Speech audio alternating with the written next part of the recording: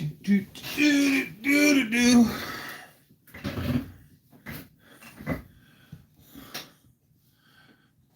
Oh, what's up, Danster?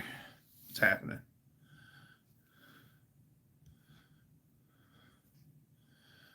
All right, check this. Make sure. There. All right. Dan, what's happening? Good to see you. Welcome, welcome. First man here. First man on the scene. First responder.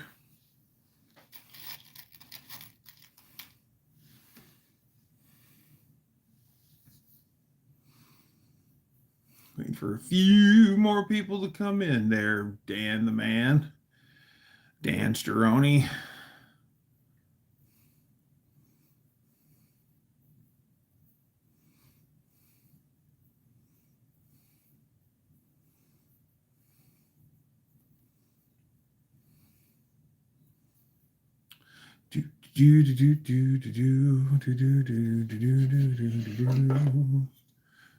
Dodge horn button. Everyone gets a dodge horn button. That's right.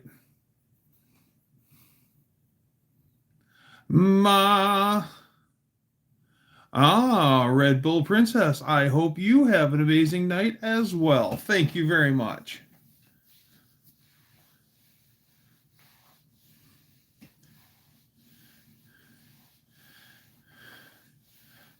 Be patient, Dan. They're coming. They're coming. They're coming. They're on their way.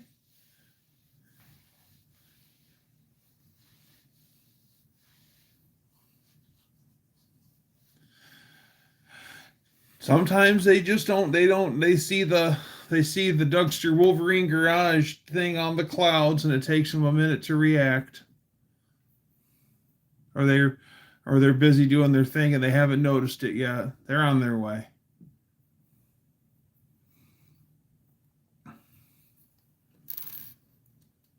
Had a busy week. Had a real busy week. I towed a boatload of vehicles last week. I towed a early 2000s 1-ton Chevy pickup with the no Dougster signal from the Dougster cave. That's right. I towed a early 2000s 1-ton Chevy pickup with the what's that big 8.1 liter engine? 394? Yeah, 394. That thing had to weigh 6,600 pounds. And I towed that home with Betty. And I didn't go far, probably about 5 miles. And we took the scenic route there, and fastest I went was 35. That was like a 7,000-pound trailer. So we just took the scenic route, and slow and easy won the race. We moved a frame, and then weekend before, Dan IT guy, what's happening? Dan the man. And then picked up a Chevy weekend before last.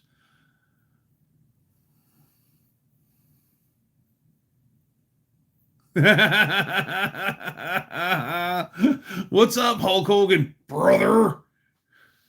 Giggity, for sure.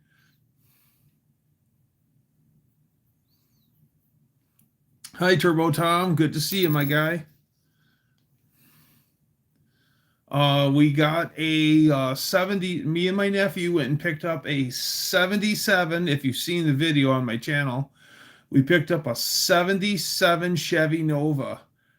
Andy from Unity, what's happening? Good to see you, my guy. Welcome in.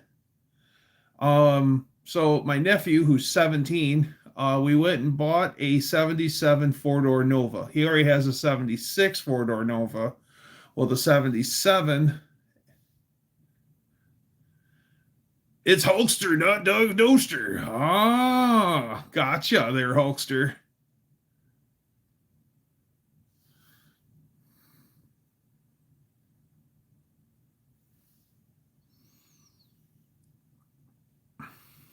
Rabbit Transit, what's a happening? Always like Hulk Hogan here, just to get our extra case of brother. So, anyways, the 77 Nova is no, it's a 4-door. It's in gold. The 76 is in tan. The 76, the body is, yeah, it needs work. So it is running wild in my mustache. So the 77 had a dash fire on the passenger side.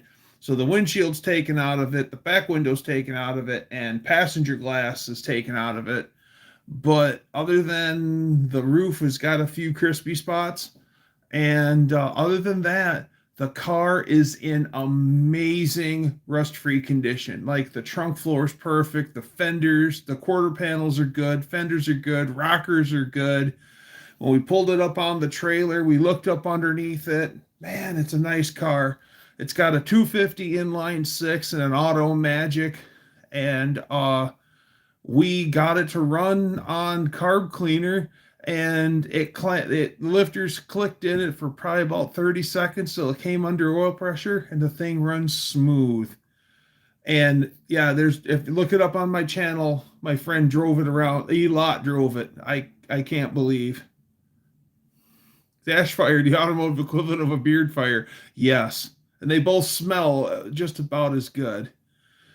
So now me and my nephew are going to have to look long and hard and figure out what car is worth better, the better candidate for building. Are we going to cut up the 77 so we can fix the 76, or are we going to use the 76 to fix the 77? Because we got titles for both. So it's one of those things. But I'm really proud of my nephew. He's a hardworking young man, and he's really trying, and I like it. So I'm proud to help him. So yeah, things are really looking up in the Nova department. And then what else did we do?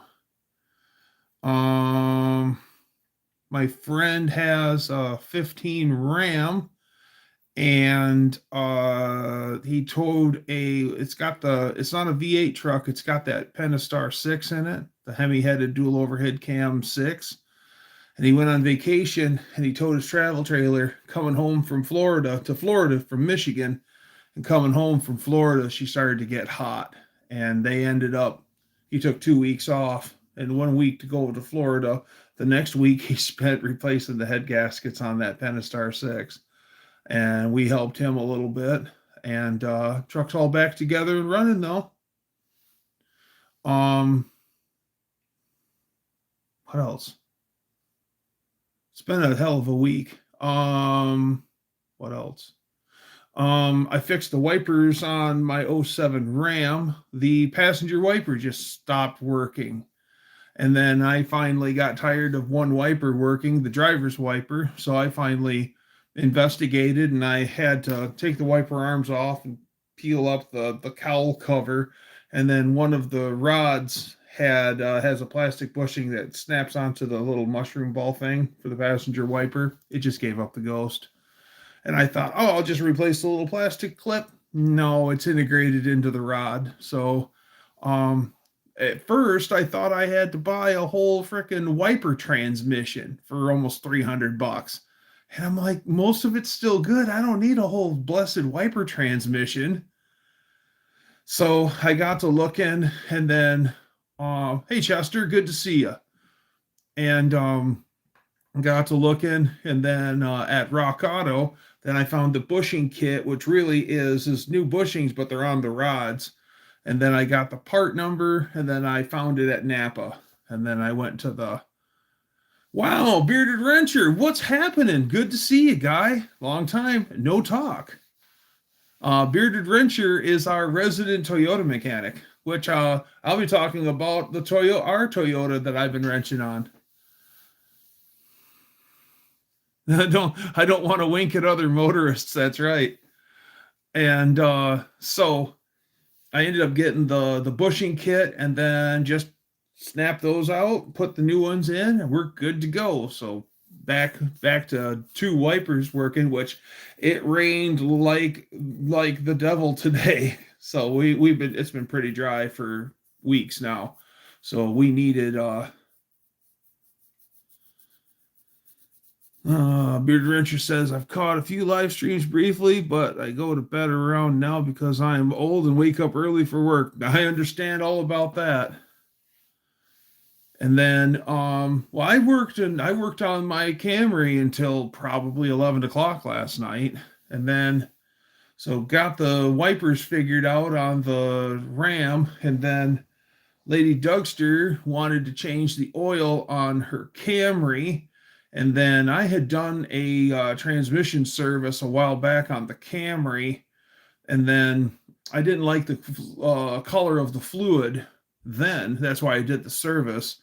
So I thought that maybe we'll just, because luckily for me, Lady Dougster and I, the transmission pan actually has a drain plug in it. So we drained the oil in the car, and then she did the filter, and I just had her slide it over, and I gave her the tools and pulled the drain plug out of the pan, and we threw new fluid at it and had to make sure to get the right fluid for it.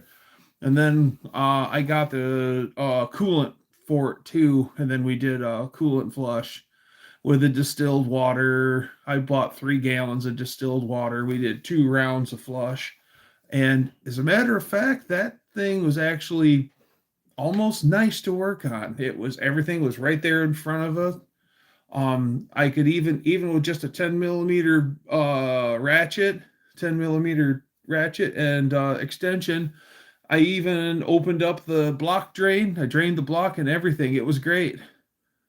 2050 racing oil? No, I think that thing runs 020. Yeah, it runs 020.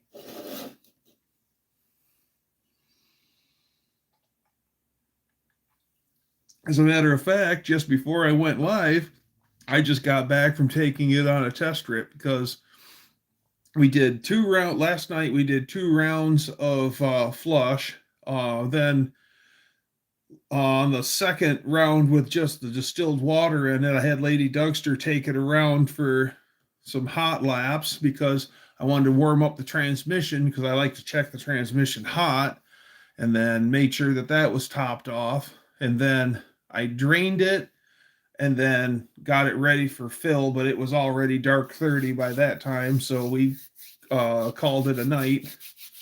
Yeah, I found the 10 millimeter. And so today, coming home, I had everything ready to rip, so all I had to do when I come home today was fill it up with the new coolant that's pink, because it's for Asian car, and 50-50 mix. Filled it up with coolant, and then I took it on a big long drive. I drove it all the way out to the expressway. I drove it down 2 expressway exits, and then I took the back way back up to the house. And I drove it every way I could. I drove it nice. I drove it hard. If it was gonna goof up, I wanted it to goof up under my watch, and she never got hot. She never acted a fool at all. It's a great little car. It's got like a 2.5 4-cylinder in it, but the thing's got stones, man, for a 4-cylinder. It's the fastest 4-cylinder I've ever driven for stock car.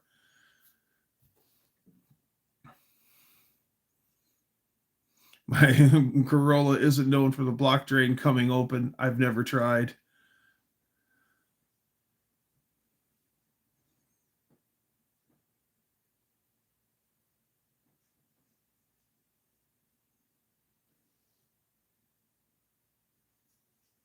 Ruby, what are you doing? Thought I heard something.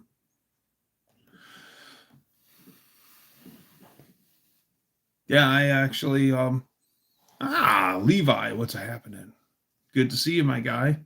So other than that, yeah. Speaking of finding 10 millimeters, I got that Snap-on taco wagon tool, or taco cart toolbox, a while back. So I've been moving out of my old toolbox into my new toolbox, and one drawer of the taco cart, I have my dad bought me Craftsman socket organizers, and it's just a plastic plate, and it has raised numbers of where they go. And they Heavens Mopar Scott, what's happening? Good to see you. And so I had at one time years ago all my sockets like laid out well and organized, and then as time progressed, I just started throwing all my tools in one drawer. And so it was nice when I moved into my new toolbox, new to me. I sorted everything out, and a friend of mine had given me like 2 big gallon freezer bags full of sockets from his dad's tools, and I utilized every socket in there and then filled in the gaps in my toolbox. I still got gaps, but yeah, it's nice. So now you open up one drawer, and those stupid socket organizers, like 5 of them or 4 of them fit perfectly in the drawer. I mean, because they lock upon each other, and I mean it's like perfect for the drawer. Like it giggity, what's going on, Fox dude? It fit perfectly, like top to bottom, left to right, like perfect. Like once I put them in there, and you had to almost force them to get them to fit, but I mean they're like locked in. You cannot move them left, right, up, down, nothing. It's great. And then I also bought some black toolbox liner foam from Hobo Fright, and so all the drawers are lined, and all my sockets are organized, and yeah, it's toolbox is starting to look nice. So I'm pretty. How far am I from Cope? Like 2.5 hours. Yeah, it's like 2.5 hours from Cope's.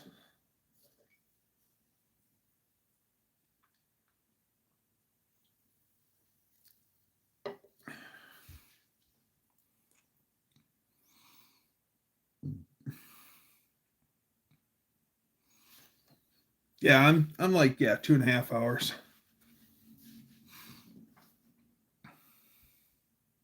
It's been a while. Last time I seen Cope was at No Name. Oh, speaking of seeing someone at No Name, Jeffro from Two Hacks Garage, he's coming up to Martin Dragway, which is not far away from here, Castle of Dougster.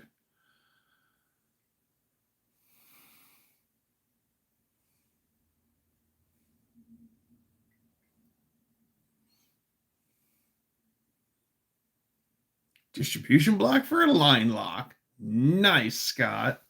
Nice. Clued you in and got the word out. So yeah, Jeff, Two Hacks Jeff, he's part of the team for that green fuel coupe that you see videos on. Well, he's pit crewing on that. So he's coming up to Martin Dragway this weekend. So I'm excited. I'm going to go visit him and hang out with him because I haven't seen Jeff since No Name either. So it'll be good to hang out with him. And I can't wait to see that fuel coupe in person. That thing is, oh yeah, that thing runs on 80 or 90% nitro. Oh yeah. I can't wait to hear that thing. Oh yeah. Faith's grandma's house got totaled by a tornado today. An EF3, 160 to 180 miles an hour. Holy wah. Is grandma okay? That's what's important. Is grandma okay? Houses can be replaced.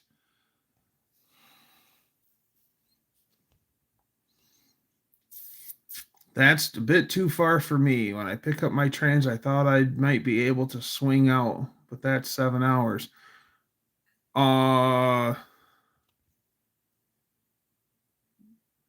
Yeah, sorry to hear that, Braden. Oh, 6% was recycled. What's happening, my guy? Well, when are you coming, Levi? When are you coming up? to see Cope. Maybe I can come out and see you, or what do I think about the IHRA debacle? I guess I'm not fully abreast of the IHRA debacle. I do know that Martin Dragway was under IHRA, and they've done a bunch of improvements and stuff, and I guess they crossed their T's and dotted their I's. And then they're going back to NHRA. So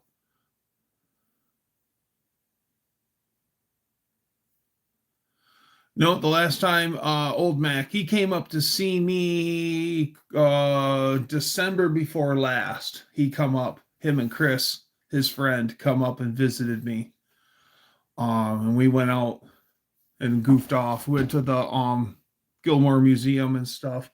Well, let me know, Levi, when you're coming up, whenever your bill's due, and if I can make it, I'll try to be down there and meet you. I'd love to shake your hand, and they give me an excuse to go rattle frickin' Cope's cage.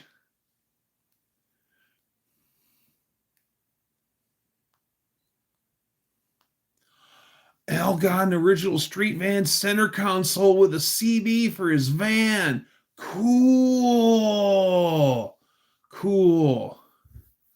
Appleton and Menasha and Oshkosh got it's unrecognizable. Oh, that's terrible.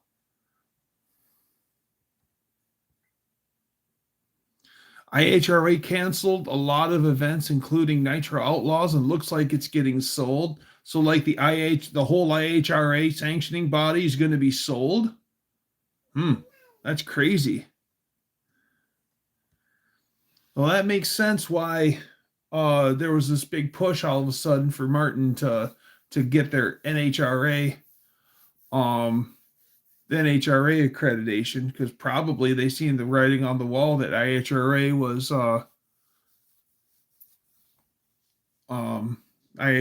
was going under. Six, he dropped the transmission off to Cope Racing Transmission. And so maybe we'll have to go down and you'll cruise out to me, or we'll meet at Cope's or something. That way we can give Levi a hard time. And maybe old Book and Brooke will be with him too.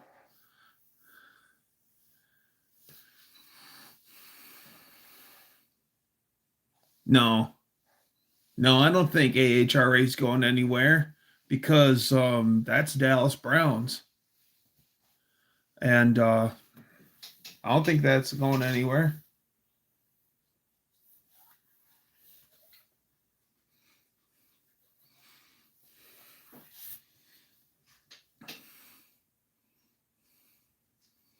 He's going to be filled with copium. A definite coping mechanism. AHRA is here to stay. That's right. Hey, old past presidents of AHRA, Don Garlitz at one time was the president of the AHRA. How cool is that? So Dallas Brown is it amongst great racers like Don Garlitz. How cool is that? Junkyard D, what's happening, my guy?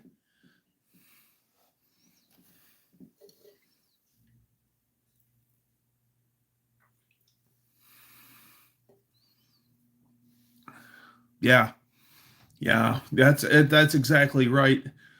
Yeah, old Mac lives. Yeah. From me to Cope, and then from me to old Mac's place is about the same.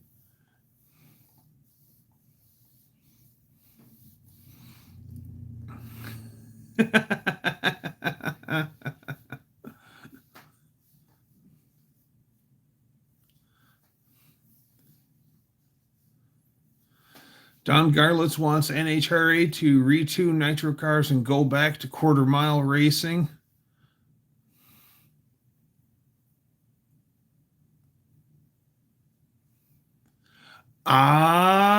that was your goop job on the dipstick. Ah, I see. Yeah, Cope's good for that. Yeah. I mean, that goes with the core, that comes with the territory though, but you know what? If we can't mess with our buds, who can we mess with, right?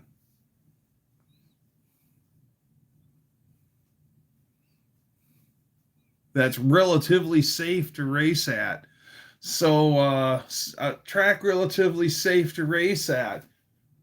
Would you race at George Ray's if you went down south, Levi? Because that's kind of a sketch track, but it's an old historical track, but it's not that great. So, would you race at George Ray's? Yeah, I think you would just for the nostalgia factor. Oh, um, Levi, there's an S3 up here. It's a nice car though. But there's an S3 Laguna up here that's black and gold. S3. I've never seen one in black and gold. I've only seen the red and white one, the white with red, and then your brown and tan one. So yeah, this one's um I think it's black and white. Yeah, I think it's black and white.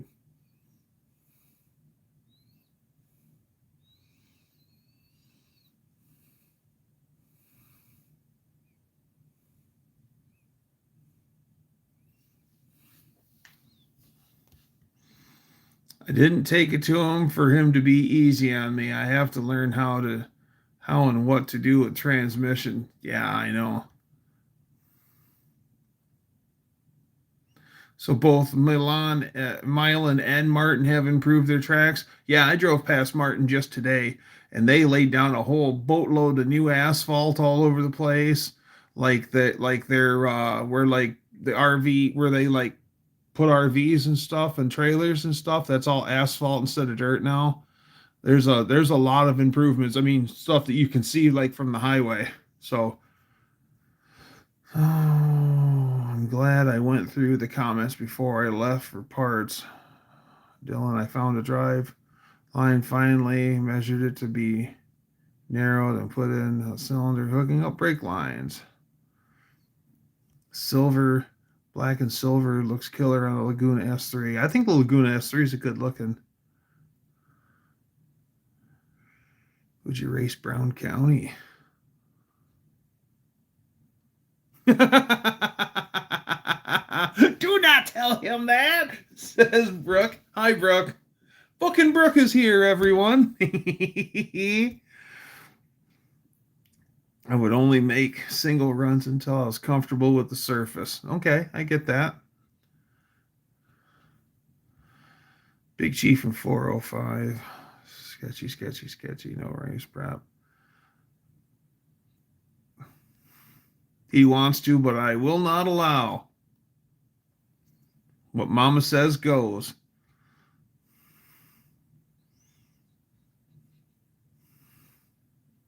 Ooh, overruled. I've only been to the drag strip, to one drag strip in my life a lot of times, but only Englishtown Race Trail in Old Bridge Township, New Jersey. Started going in the early 70s. Well, with me growing up right next door to Martin Dragway, I mean, that was just kind of like the default thing that we did just for fun. We all went and hung out there, and most of my friends were doing it. But it was so weird just to talk to how far some people would come just to race for the day. It was amazing. Some people driving 2 hours just to race. Brooke is currently restarting her laptop. All right, let's hold on for Brooke.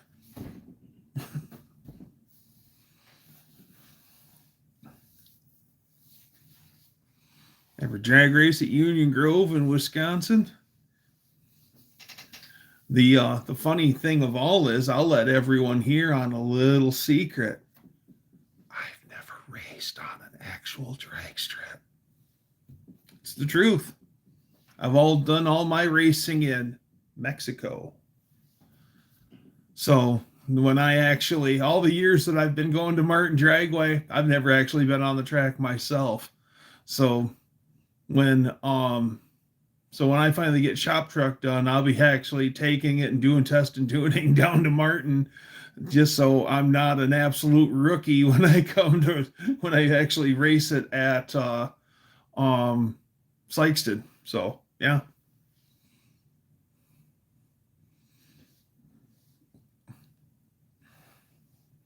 I'd rather watch Test and Tune than watch the NHRA.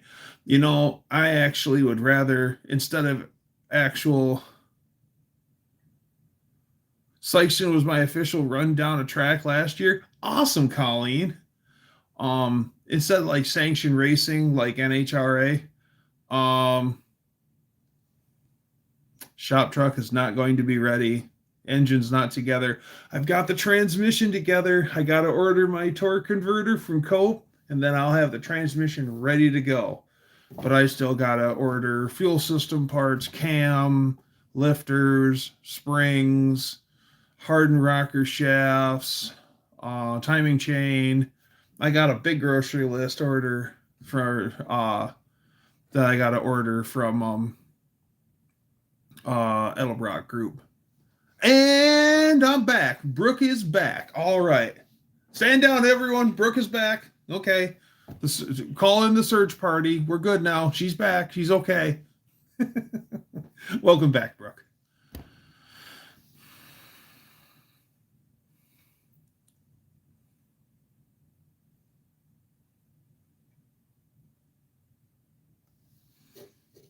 So yeah, I got a whole bunch of stuff left to do. Oh, and I found out that my shop truck only has an 8 1/4 axle in it, or 8 1/4 axle, truck axle in it. I thought this whole time that it had a 9 1/4 axle in it. So I want to swap it to a 9 1/4 Chrysler axle.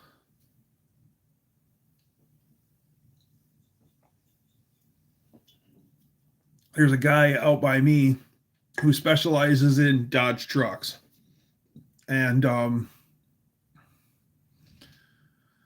I need to talk to him, see if he has a 9 1/4 axle with a 355 gear and a limited slip. That would be the cat's pajamas right there. Speaking of cat's pajamas, here's my cat, Miles. I'm feeling a lot better. New guy. Tom, last Monday I was not feeling well at all day. It was bad, y'all. I'll spare you the gory details. It was bad.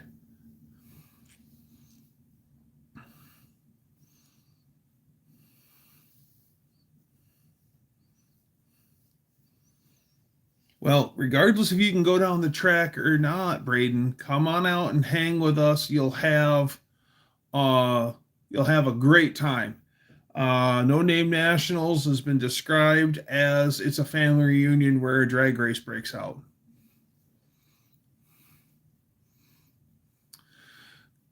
Heavens Mopar Scott says also will be welding in and customizing radiator core support to make the radiator fit and weld motor plate mounts. Ooh, motor plate, nice. Steven got maybe a third of the car wired tomorrow. I'll go through the brake system. Good deal.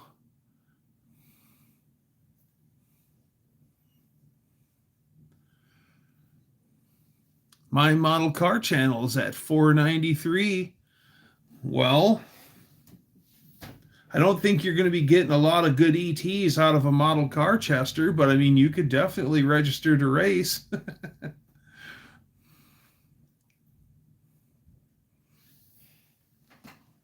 are you doing, buddy? I'd pick you up and show you to the camera, but you don't like to be picked up, so I'm not going to do that to you.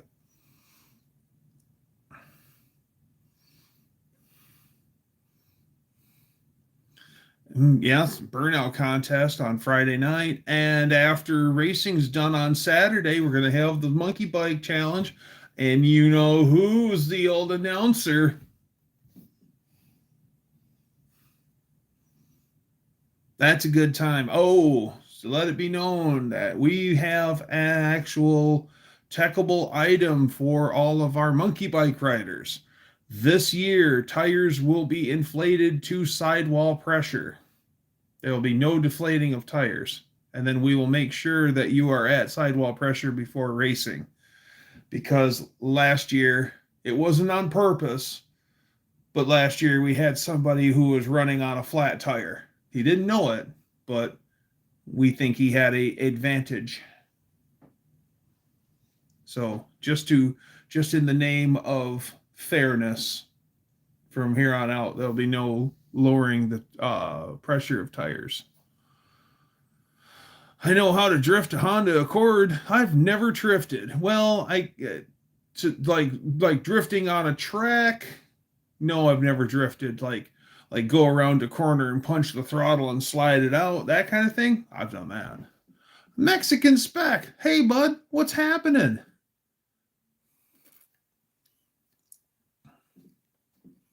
Best slow race announcer. That's right. If you want to go fast, you need to talk to Ron Ward. If you want to go slow, no, I'm your guy. You biting on me? What you little son of a biscuit? What you doing? Oh yeah, you want to fight now, don't you? Oh yeah, things get real and you run off, huh? No drag tires, right? Hi, Ruby. Now the dog's here. Want to sing for everyone? Oh, oh, Ruby. Oh, oh. Sing for everyone. Oh, no. One more time. Oh, no. Okay. Ruby's not feeling it, y'all. Want to go slow? Put a Chevy engine in it. Yeah. At least you'll go slow for cheap, though.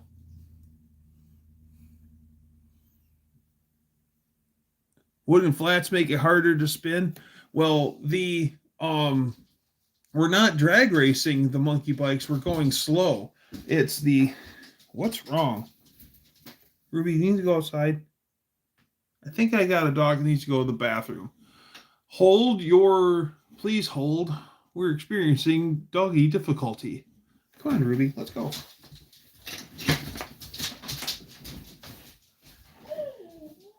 Okay, we're doing it.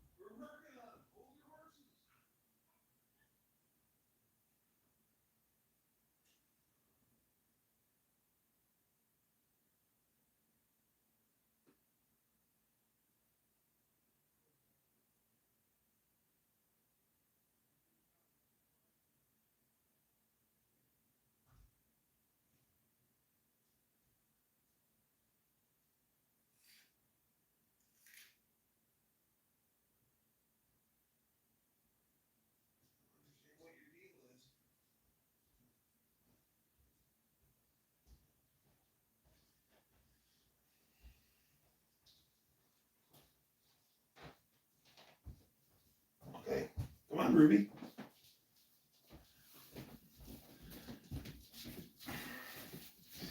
Okay, now do you want to sing for everyone? Ooh, ooh, ooh, ooh, ooh, ooh.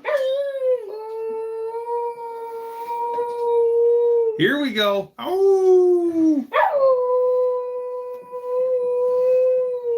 Oh!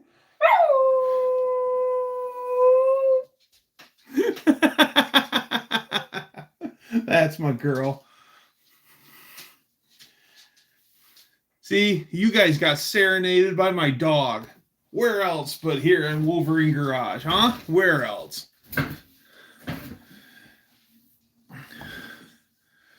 Copycat.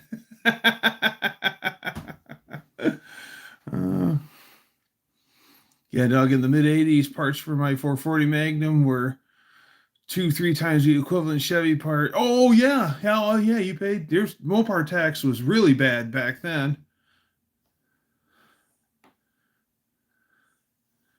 Can we see the dog making the howls? Yeah, we can, Brooke. Ruby, Ruby, Ruby, where you at, honey?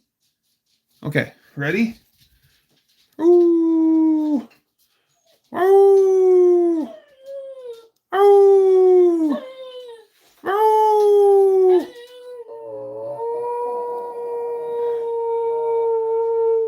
Oh! Oh, oh, oh! There's my cat. There's Miles. Thank you, Ruby. One more. Oh! No? Okay. There you go.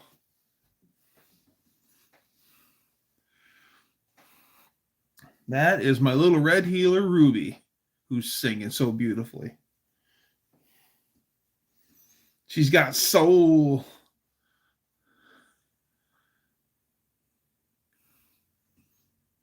Oh, wait. He's chewing on. He was just chewing on Ruby. Oh, I see. I see.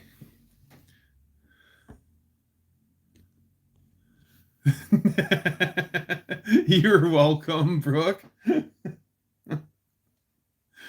I see why Ruby's acting funny. Miles is trying to stalk her, and she's like, oh, crap. Oh, crap.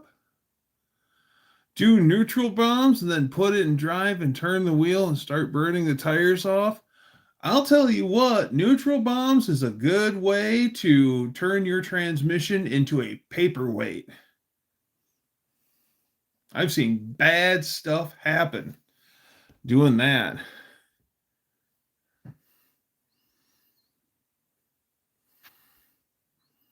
Oh yeah, Chester's right about how expensive the copycat.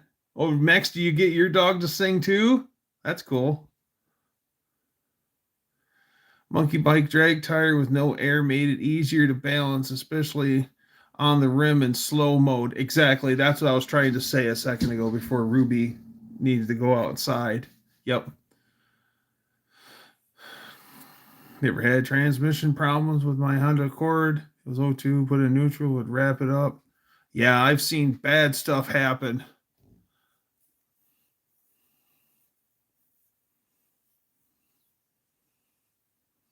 But if you needed a paperweight, a transmission is a cool one. I gotta agree with Levi on this one. No, my dog knows to keep his howls to himself.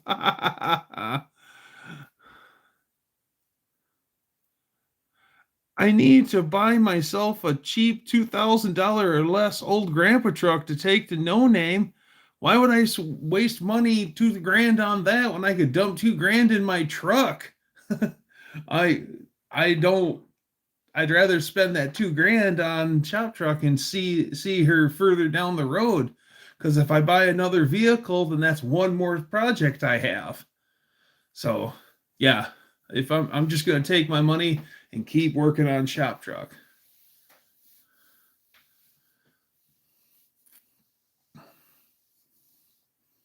The table to run and drive with no issues. My slant 6 Volare 318. Oh, my 76 Volare 318 had no problem smoking the tires. Yeah, the 318 is like the Rodney Dangerfield of V8s. It just don't get no respect. Yeah, but you also take it to No Name Nationals because you have a running vehicle. Well, I mean, $2,000 don't buy you a whole bunch these days. Yeah, no worries. I'll still go to No Name even if I don't have a vehicle to race. I'll still be down to No Name for sure. That's what I do in September now.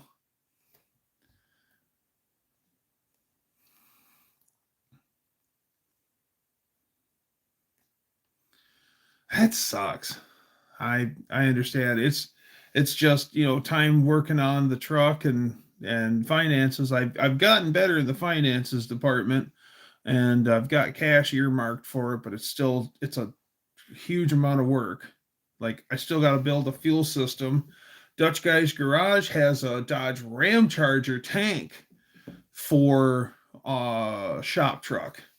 So I thought maybe I was going to run a fuel cell, but a Dodge Ram Charger tank mounts in the back of the vehicle, and that's where I want the tank to be. I need to rent a U-Haul and burn some tires. No, no, in a rental vehicle? No, no, no, no, no, no, no. That's how you get your ass in big trouble.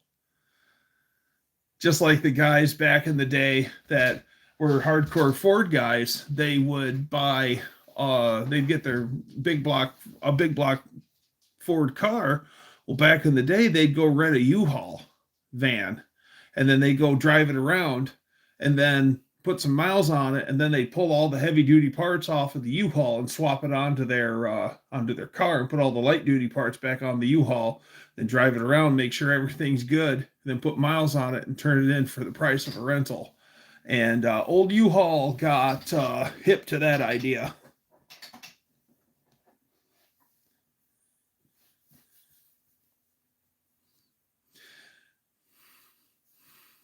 It's all good, Doug. This will be the first year I'll be there with a car. However, I'll be sacrificing a exhaust system for my Challenger to do it. Well, Scott, I'll try to kick you some cash to help offset some of your expenses to come out. I'd rather hand you the money personally. That way I know that you get the whole amount instead of some of it getting skimmed by the donation platform. So yeah, I'll try to flip you some bucks to help your bottom line out, because you're coming a long way. Yeah. Heavens Mopars, Jamie, Dead Dodge Jamie, and then Tony's Hot Rod Garage and his brother Jason, which is Honey Badger. My hat's off to those guys just for the fact that they come such a huge distance to come play with us. So I think that's pretty awesome.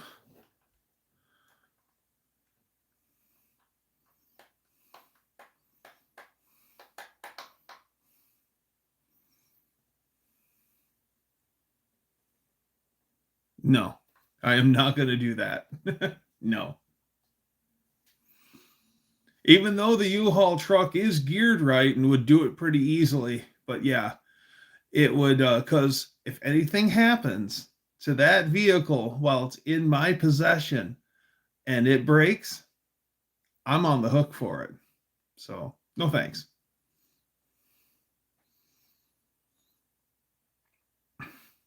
Or rent a car from somebody a no name and enter it into the burnout contest. I'm not going to do that either, because if it dies on my watch, then I'm obligated to fix it. Either fix it or pay it to have it fixed. That's how I roll. If it dies on my watch, I take care of it because it happened on my watch. And I'm not borrowing anyone's vehicle to drag race it. I'm not borrowing anyone's vehicle to take it into the burnout contest.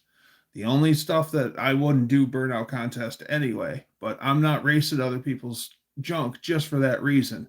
Because if I wad that thing up in the wall, something goes sideways, and I wad it up in the wall, well, I just had to buy, let's say I took Levi's Laguna out and I put it in the wall. Well, I now owe him a race car, and I don't have the money in my bank account to cover his race car. That's how I look at things. Go rent a new Mustang. Come on, Doug, just get the extra insurance. Right. Does somebody have something? I don't want. I'll put it out this way. I don't want to drive anyone's iron at no name. Unless my name's on the title and I own it. That's the only way I'm driving down the track. I'll ride with someone for sure. But yeah, because if I wreck someone's crap, I have to replace it, and I don't have that kind of cash. So Days of Thunder style. They throttled those rental cars too. Just drop a VW engine on a wheelchair. Yeah. Then somebody put a vehicle in my name for the weekend. Okay.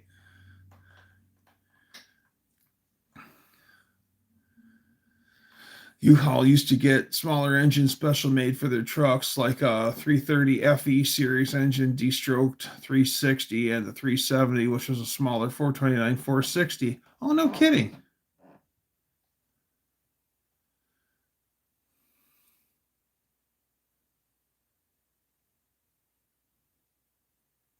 I can take you for a ride if you can get in the Laguna. That's the thing. I don't know if I can get in the Laguna, and I don't know if the belt will fit around me. That's the whole thing.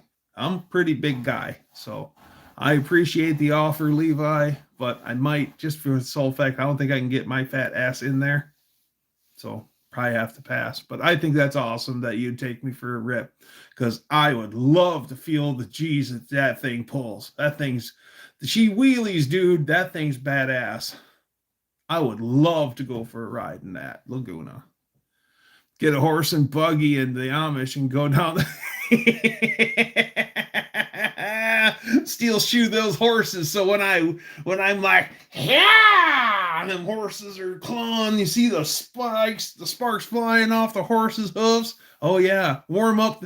Go to the burnout pit and make them do that so they warm up their hoofs before I stage the buggy. Yeah, sitting there like this with the reins in my hand. Yeah, I do that. Unadulterated horsepower. That's what they'd be right there. Belts, you don't need no stinking belt. Or get an office chair and get some nitrous or fire extinguishers and go down the track.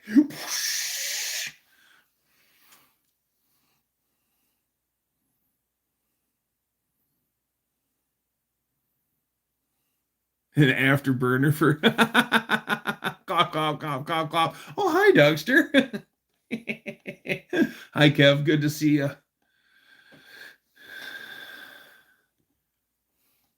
Or a jet-powered outhouse.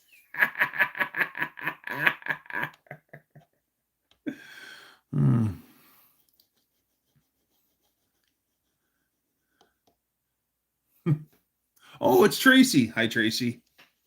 Good to see you.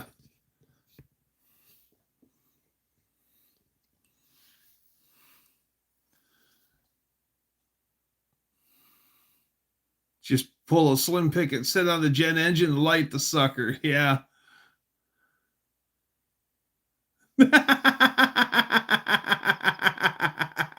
Chuck Garrett. Yeah, it's brownout. It's brownout. The dirt bike, I can tell you for a fact that a dirt bike will not like the maybe, but the sustained RPM. Those two-stroke engines don't like the sustained RPM if they're two strokes.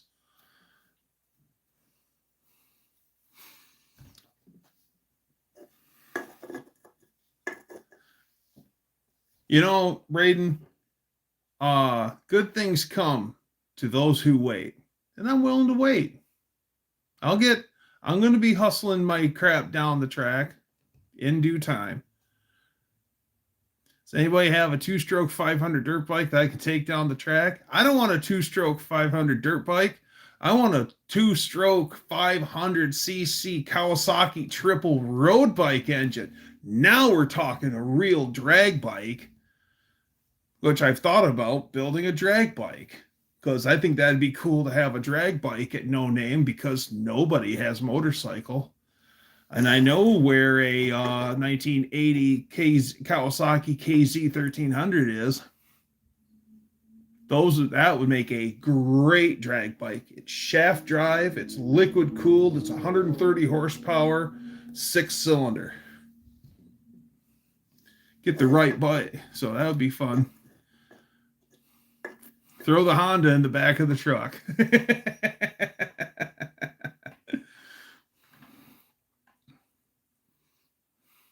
I should start a GoFundMe for my car.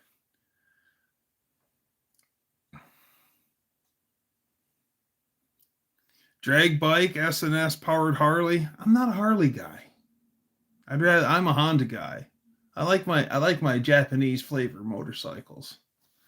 So if money was no object and I was going to build a drag bike, it would probably be a two-stroke 750cc Kawasaki drag bike with the big slick on the back, and yeah, and have expansion chambers on it the size of oxygen cylinders.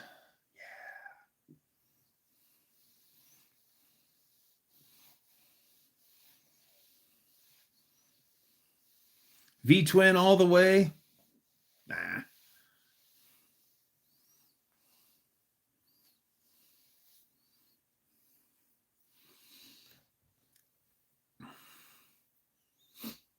Now, V4, like the, was that the Honda VRF 1000 and the 700, I think it's a VRF.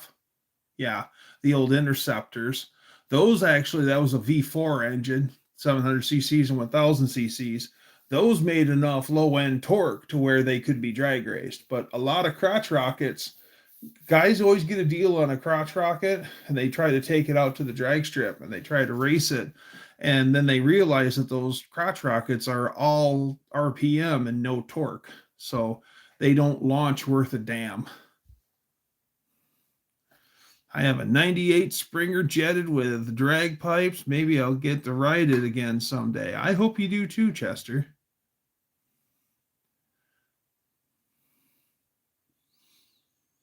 Put a small compact two-stroke V8 engine on a bike. Get a drag sled. Braden, we've talked about this before. I will not drive ever a drag sled on asphalt.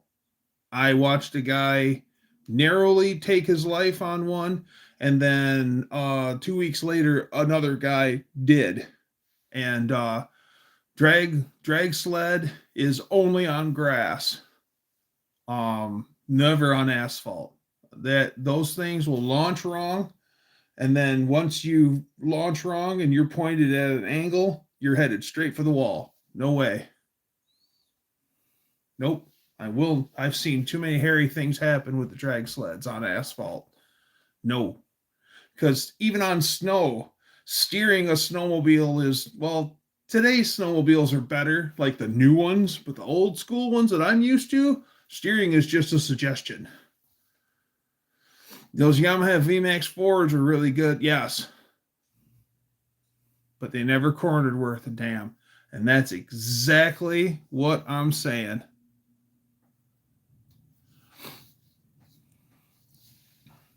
Yeah, rather race them on snow or race them on grass. They're fun on grass.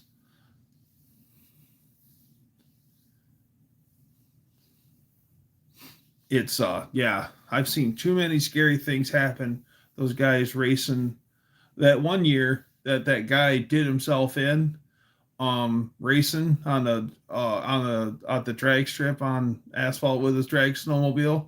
Like half the guys that had drag sleds, all of a sudden they're all for sale. They wanted out. Those VMAX 4s, yeah, those VMAX 4s were pretty stout. Racing when Tim Bender, Eagle River, when he was 116 in the straights. Yeah. We preferred to skiff behind a school bus.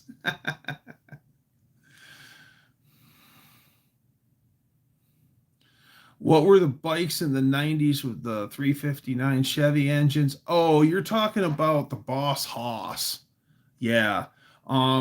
The Boss Hoss could be, well, actually those got big blocks and small blocks, and they have this weird planetary transmission in them. But yeah, it's got a V8 right between the frame rails, and then it's got a special thing where you can't free rev the thing. It won't let you do it because otherwise the flywheel revolution would make the bike tip over. But yeah, you could get a Boss Hoss with a small block Chevy in it or a big block Chevy in it. My one supervisor went to Sturgis one year, and he met a guy there that had a Boss Hoss with a 502 crate engine on it, and it had a blower. So they moved the tanks out because it's got a Harley double double tank style thing on it looking. And that one they moved it out, and then the blower, the bug catcher scoop was right in between the tanks on that thing. If you could bring back any race sled or mod, what sled, what year would you have? 74 Rupp Nitro 440. Those things were absolute beasts. There was a guy locally who did grass drags, and he had a built, no expense spared, and like that's all he did was pour his time and effort into his Rupp Nitro 440 grass drag sled. And it was the king of all the grass drags around here. No one could touch him in a stock snowmobile until 1997 or 1998. That was the first time when a stock sled could keep up with his built Rupp Nitro. That thing was a mean beast. And Rupps are pretty cool sleds anyway.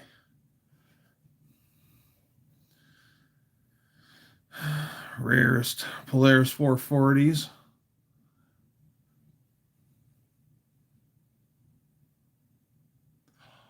The fellow that makes the Boss Hoss is the neighbor of Art Arfrons. Oh, cool. Art Arfrons made Quad Al, and Quad Al never seen fruition, never was finished, because like what I liked about Arfons is that he was like us. He had big dreams, he had mechanical ability, but he was balling on a budget.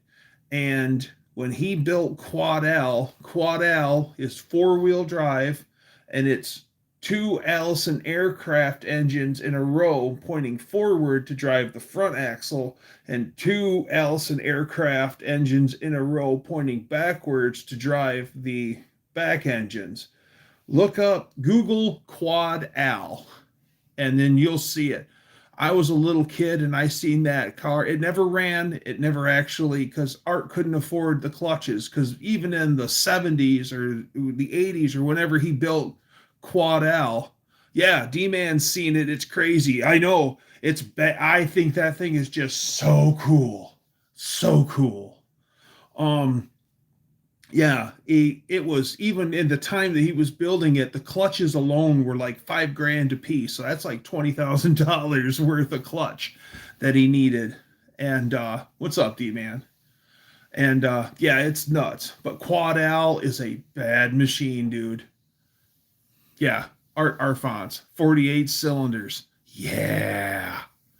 Yeah. I know. Yeah. I remember a textbook when I was in like 5th grade, and I'm flipping through this textbook. I'm bored in class as usual. And I remember opening it up to a page, and it was an aerial view looking down at Quad Al. I didn't know what it was. And after then, it was like, that's page 152. And I just sit there and just like, that thing is awesome. He used to fire up the green monster and wake us up. Oh, absolutely.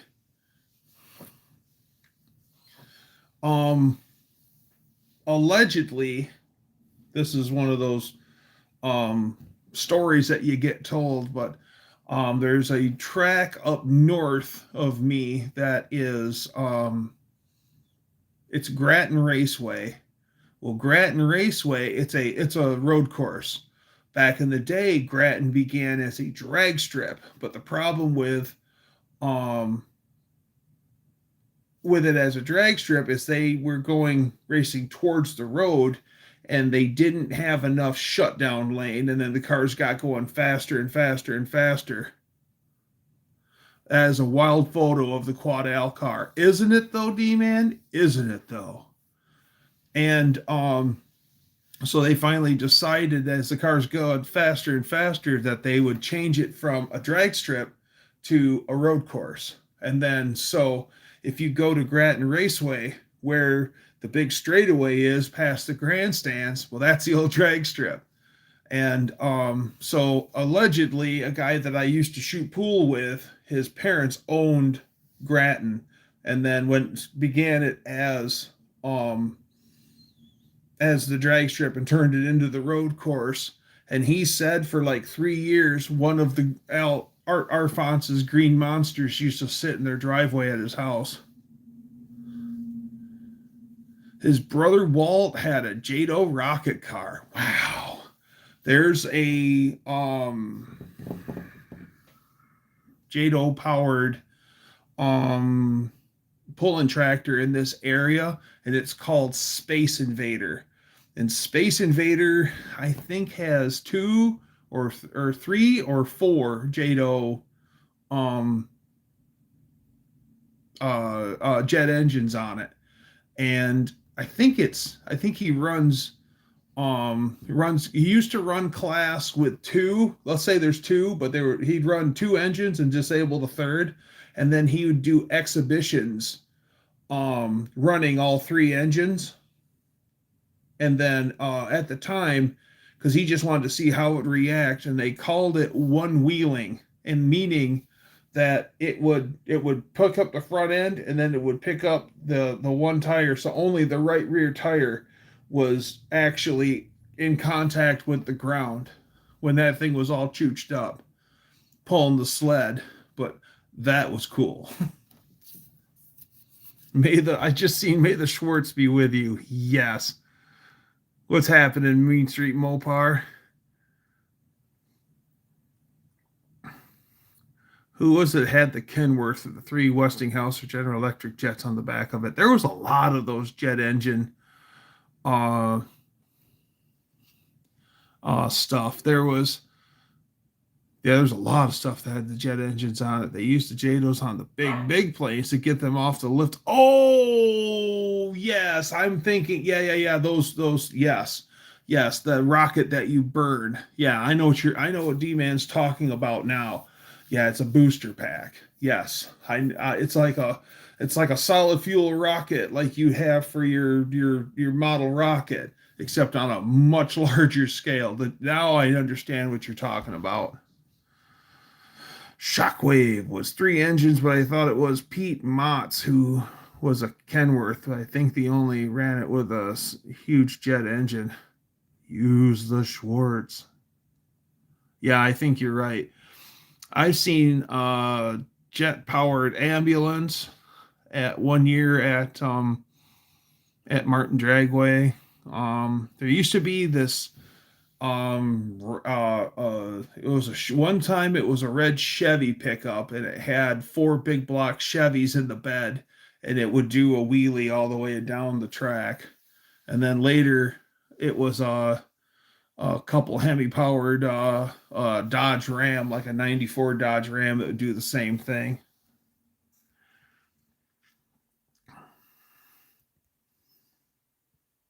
It's getting really, really cheap. There's one guy over me who gets in trouble for swindling and buying up all the bracelets and not paying for any of his investors back. Now that's called fraud, and that will get your ass in the hooskow. The Roger Gustin Lava Jet funny car, the Lava Machine. Yeah, D-Man, I remember the Lava Machine, and I like Lava Soap. Yeah. Yeah, Lava Soap, because it was nice because it had that grit in it. And yeah, I mean, if you scrub too hard, though, you're going to scrub your skin off. But yeah, Lava Soap.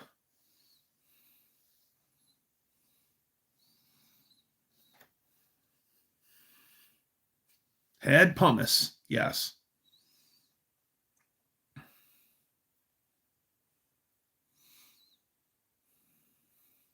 Got killed in the shockwave. They were at a military airfield racing jet plane. The truck blew up. Ooh. Actually, it's Pumice. Pumice. That's how it's spelled. Pumice. Pumice. Fraud never happens these days. You know, other than like my favorite mechanics hand soap is still the orange Snap-on hand soap. I love that stuff.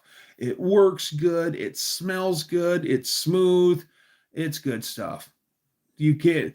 That's one of those things. Like you used to be able to buy it off of the Snap-on truck, but it's something that they only get in now, like at Christmas time. So it's a novelty now. You can't get Snap-on soap anymore. So um I don't even bother getting any of that stuff anymore. Yeah, that orange stuff. Yeah. Good stuff, isn't it, D-Man? And but now all I use is Dawn dish soap. That is my for grease and grime. Yeah, goop is okay. Um Orange goo or goof off. I just most of the time a good stiff bristle brush to get up underneath your fingernails. And yeah, I normally use just Dawn dish soap. Dawn is my go-to for a lot of cleaning stuff. That stuff's awesome. Could sand a board with my hand after a few years of using it, though. I showered with lava for a week or so back in the 90s when I was so poor and had no standards. It's all I had. Holy crap. Showering with lava soap. God, that was like showering with a freaking belt sander, wasn't it? Comet cleanser works quite well too. Yeah. If you got a squeaky belt on a car, squeak, squeak, squeak, squeak, squeak, squeak, squeak, squeak, squeak. Go get a can of powdered Comet cleanser, and then go up and then just while the engine's running, the belt's running, go and tap, tap, tap, tap, tap. Just sprinkle a little bit of that Comet cleanser on that squeaky belt, and it'll surface it a little bit, and it'll make that squeak go away. Now, sometimes it knocks it out and it doesn't come back, and other times it might get quiet for like an hour or two, and then it comes back. But yeah, that Comet works. But take it from the Dougster. Don't just dump that stuff on there. It makes a huge mess. So a little goes a long way. Sprinkle, sprinkle, sprinkle. I just seen Dutch show up. I gave up on it for the most part. My skin condition makes it look like my hands are always greasy anyways. Welcome, Dutch. Good to see you, my guy.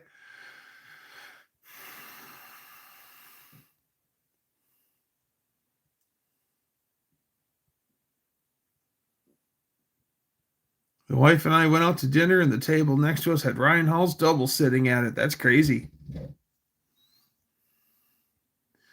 At Bay State, we had a green soap with pearls in it that worked great, but I can't remember the name. One of the places I worked at, hi Mohawk, good to see you. One of the places I worked at, they had the old school gang sink. You know what I'm talking about, the big circle sink where you stand on the little hoop at the bottom and the water turns on. Well, they had soap in there, and it was some sort of soap with borax in it, and it was rough. But I'll tell you what, that got you clean. No matter how nasty your hands were, you use that stuff, and you had to get the right like ratio. Like if you use too much soap, you had to use a whole bunch of water before you could finally get it to lather up. But I'll tell you what, that stuff worked great. And I think it was supplied by um the same place that did our uniforms and brought us towels. And then we had, because we also had the towels on the, you know what I'm talking about, the cloth towel on the loopy doo thing. If you wiped off your hands and then pulled on it, it would come down to a fresh section. Yeah. And a lot of your fans and a lot of your local racetracks have those kind of sinks back in the day. Yeah. Yeah. Soap at school smells like puke. Boy, doesn't it. I know exactly what you're talking about.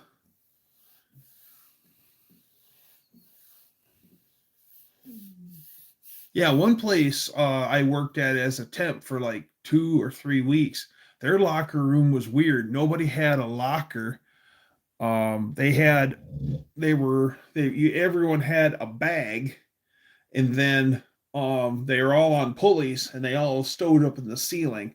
So you walked over to the wall and there was like a thing like you tie a ship off to with your rope, and you undid it and you lowered your bag, and then you grabbed your bag, got into it, and then grabbed your uniform or whatever, and then you put everything back in the bag, and then you pulled it up, and then you tied it off to the wall.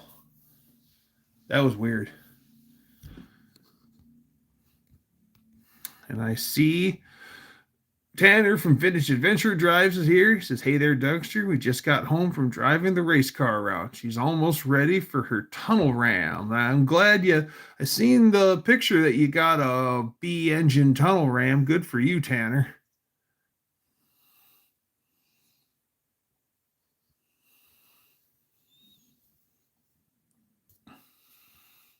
Just use the tampons to clean up.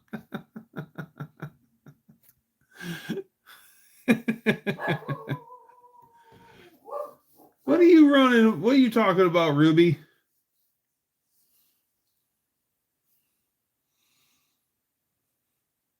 I worked at one place because I was kind of like, I was bouncing around from temp job to temp job to temp job, just working weeks at a time at places or 2 months at a time. And I worked at a place that was only literally there for 2 months. And they told me that going into it, we just need you for 2 months. And I'm like, okay, some work's better than no work. And they worked with some chemical there that didn't bother hardy skin like your hands, but an intimate area, it would, yeah. So they had stop signs on all of the bathroom doors that said, "Stop, wash your hands before you use the bathroom and after, of course." And because of that problem, so I'm working away and working with this whatever it was, and the guys are like, "Oh, I gotta take a leak," and they all said, "Hey, wash your hands before." And I'm like, "Really?" "Oh, what's happening, Shelby? Valiant Adventures here." And so they're like, "We'll know if you haven't." And I'm like, "For real?" He's like, "Yeah, we call it the PP dance." Because he's like, somebody wouldn't listen to him and they, touch their whatever. And then, yeah, later it would start to burn. And all of a sudden you see the guys start to squirm and stuff like that. Yeah, they're getting burned on there. Yeah. Isn't that great?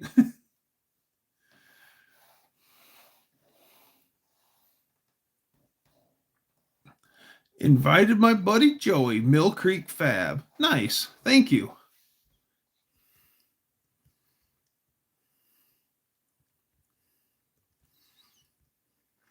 Public women's bathrooms are worse than men's. They don't want to sit on the seat and they just squat. Oh, yeah. Yes. Yes.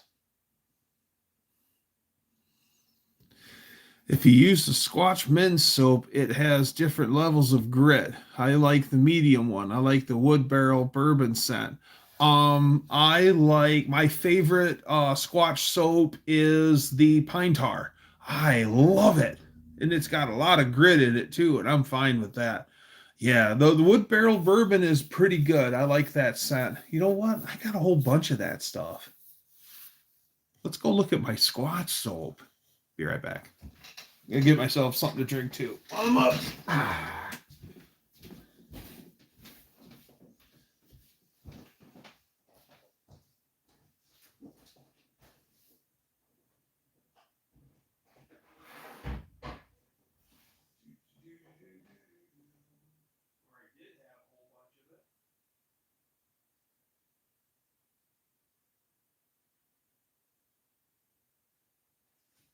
Oh, I used it all up.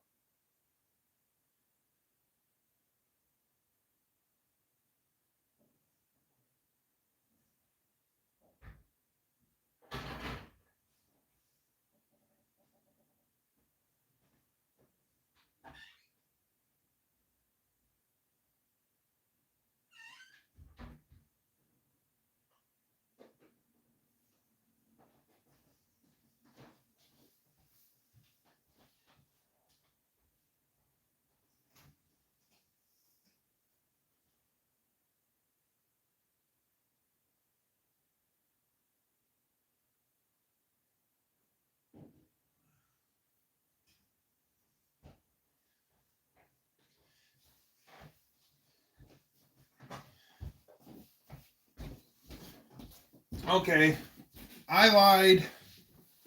Past tense. I had a whole bunch of it. Braden, really, dude? Why? Just why? When I was 17, Tanner says, when I was 17, worked a job that occasionally had me cleaning bathrooms. The women's was the worst because they would throw, yeah, yeah. We had a problem with that with some on both men and women doing that at one of the places I worked at. They wouldn't flush it down the toilet, they throw it in the trash. And yeah, they finally made a posting like, put it down the toilet, don't throw it away. I need a set of W2 wide valve covers. Those are going to be hard to find.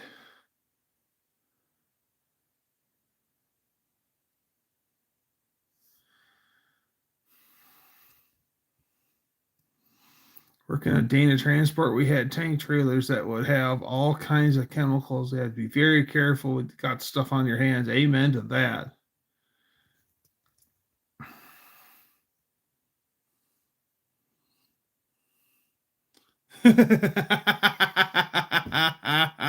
Three clamshells.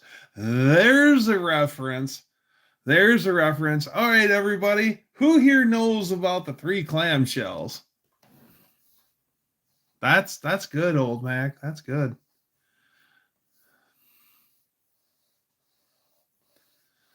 Yes.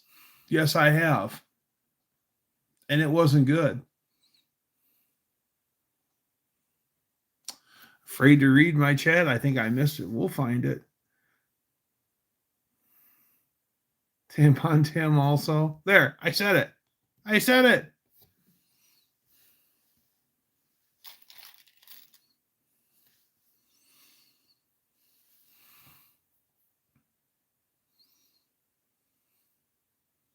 Once upon a time, I won't. You know what? I won't even talk about that. I won't even talk about that.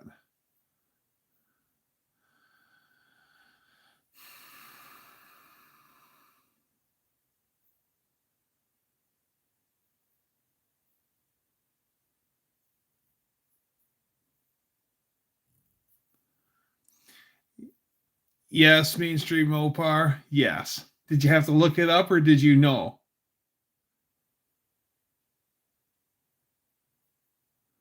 About every other day, I'm a custodian at elementary school. Yeah. Yeah.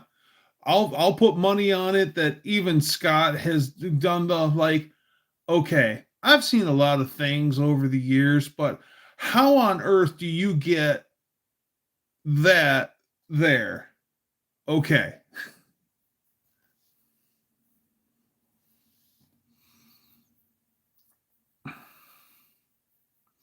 I was bouncing at a bar end of the night, and the bouncers had to sweep and mop. Yep. One day we had to clean the woman's bathroom. It was nasty. We mopped the. I'm not surprised.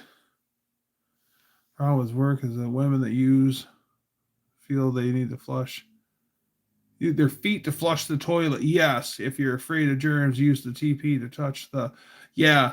During COVID, we had that problem, and because where I work in the driver's lounge, there's a bathroom.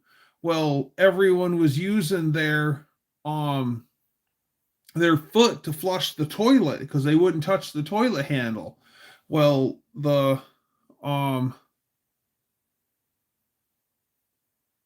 um the toilet handle thing is just made of plastic, so when they do that, it would um it would just ruin the toilet, and then we'd fix it. It'd take 3 days for it to get fixed, and then we'd have it fixed, and then a week later somebody used their foot to flush it again, some driver, and then we'd be back. It was terrible.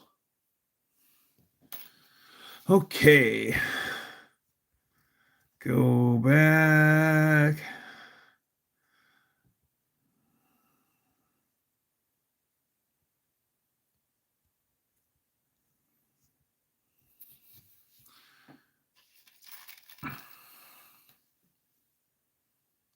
She won't sit on the seats.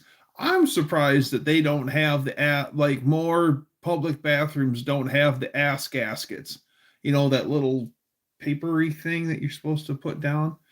I call it an ass gasket, but that would solve a lot of issues. But people don't do that.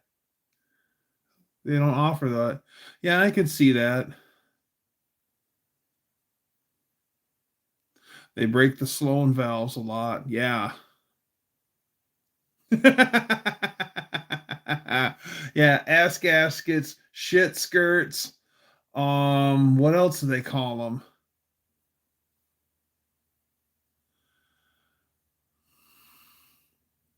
So they can aim.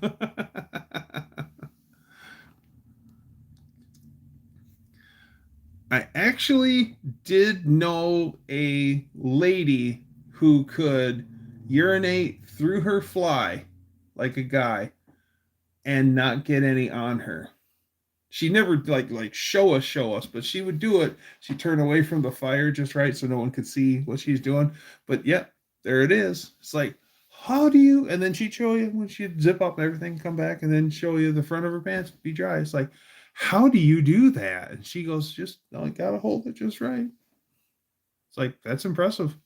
And I'm like, you're a lady, right? She's like, yeah, I'm all lady.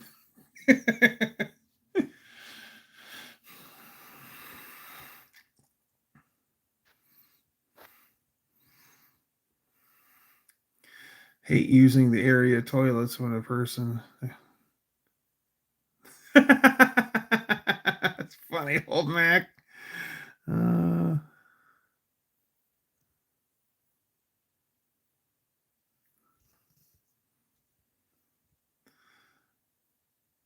yeah, it's the thought that matters, though, Chester. Yep, yep. That's an old rhyme too, Colleen. Sure, it was a lady. Everybody nearby does. Oklahoma is okay. Yes, it is. Oklahoma is okay. And in honor of Oklahoma being okay, there is my Oklahoma license plate. I'll get you closer to it because you can't hardly see it. Well, there it is. It's 1955 Oklahoma. Hopefully you can see it. Yes, Oklahoma is okay. They even have a song about it, about how okay Oklahoma is.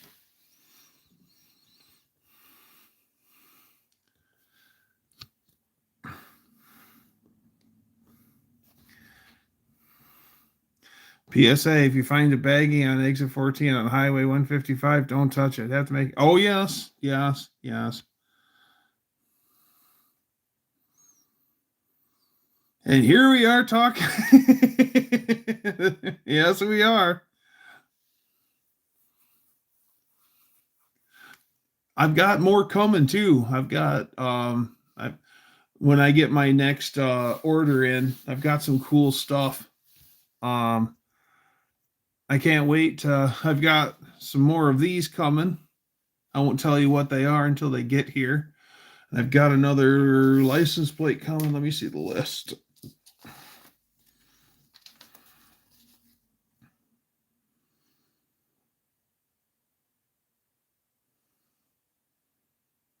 Yeah, I got a license plate coming. I got an emblem coming. That's way cool. I've got Levi's surprise is coming. Can't tell you. Military grade secret. If I told you, I'd have to, yeah, do you in. That's how desperate this it is. But yeah.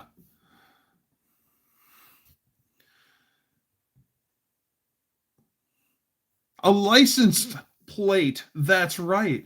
License to drive. Plate in this 007. License to snuff. What's the sharpest thing in the world? Sharp cheddar. Okie from Muskogee.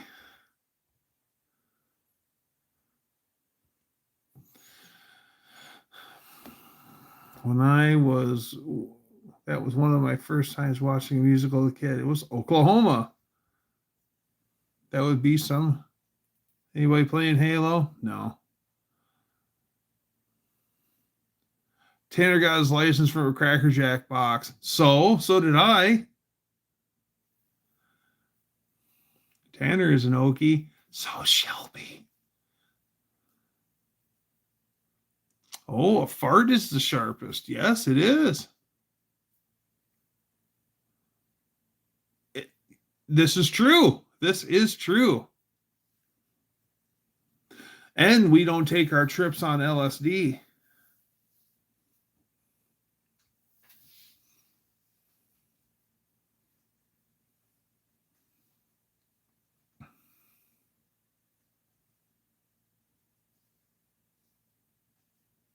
I only been to Muskogee one time, and I was driving the ambulance. Well, that's more times than I've ever been. I've never been to Oklahoma.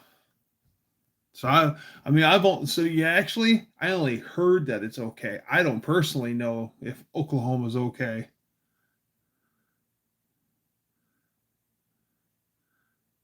Okies with matching mopies. Got my license in Michigan. The boys in Oklahoma rule the joints all wrong.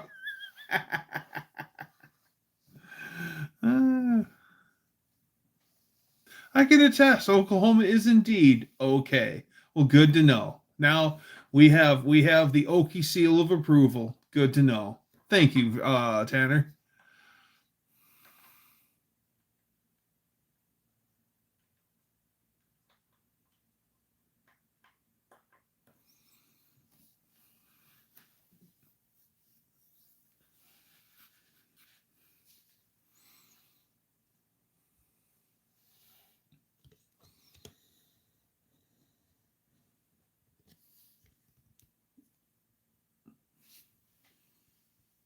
'30s Dodge hubcap. That's a map of the greater Grand Rapids, Michigan area. That's pretty cool. What else we got? I've showed the license plates before. And I'm getting more.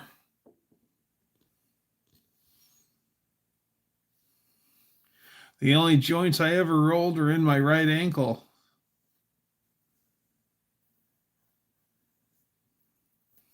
Don't like my driving? Stay off the sidewalks. Yeah, I will say that the closer, like, if we're Michigan isn't known for our great driving anyway, but our driving is better on the west side of the state versus the east side of the state. The closer you get to Detroit, the Detroit area, like you get over by like Ann Arbor, Ypsilanti, and then move your way east to like Detroit, it's when you notice that the people drive crazy over there. Kevin is in a wheelchair, a power chair. For every dispensary, there's also a church. Yeah.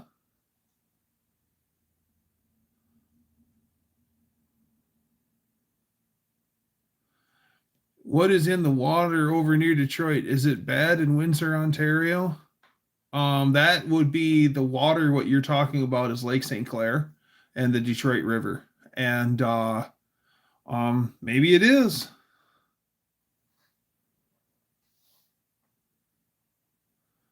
If I did Mean Street, I'd be giving them to you.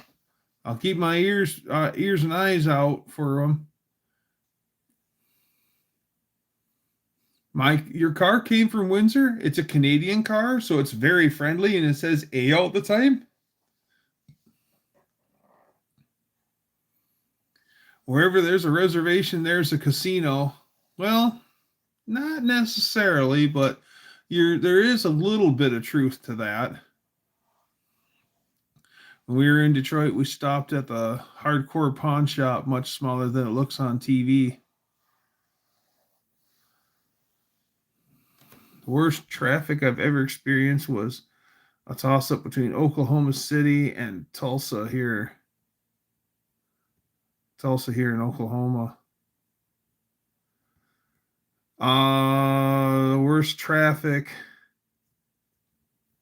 Yeah, traffic jams in Detroit are not fun.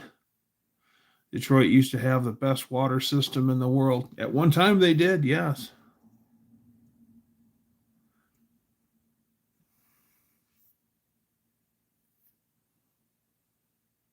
Yes, Mary Kay is very friendly and has a lot of.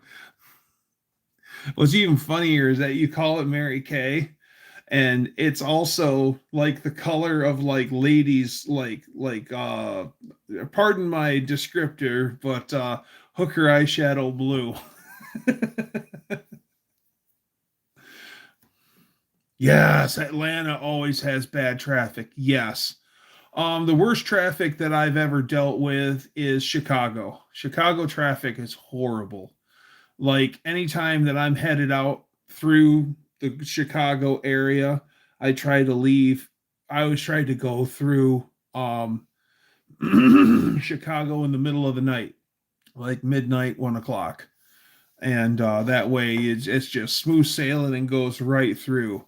And friends of mine have told me the same thing about Atlanta. The best way to get through Atlanta is to go through in the middle of the night. Yeah, Chicago does have a shit ton of bridges.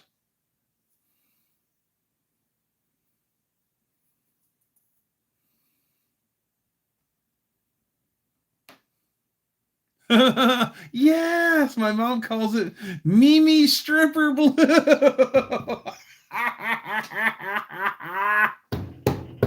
My favorite Drew Carey joke is Mimi says, "I get up before dawn to look this good," and Drew says, "So that's what makes the moon run away."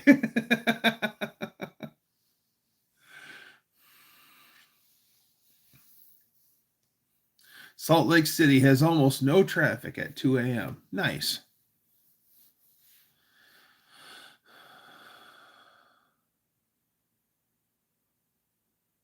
They wanted to party. Kev said no. Yeah, Kev said no.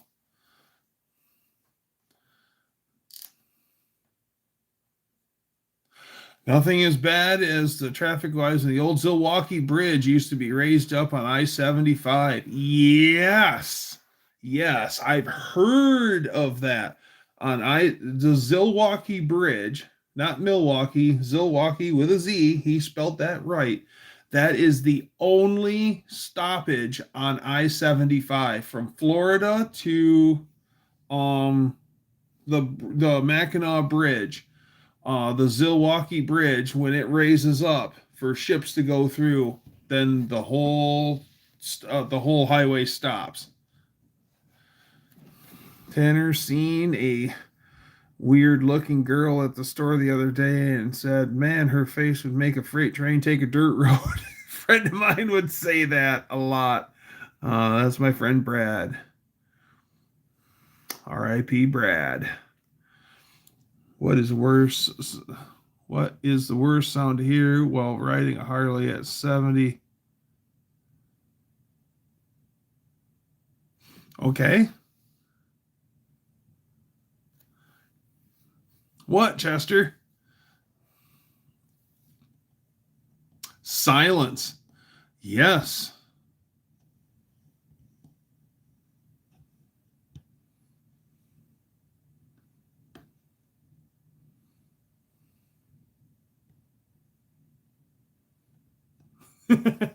Hi, Dean.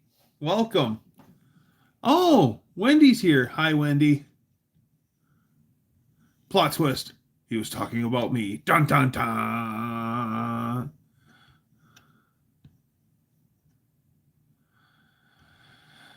Biker Joe Warren once said she had a face that could make a freight train take a dirt road, and her skin was like elephant hide. Woof. I think I've met her. but she could still suck star to Harley.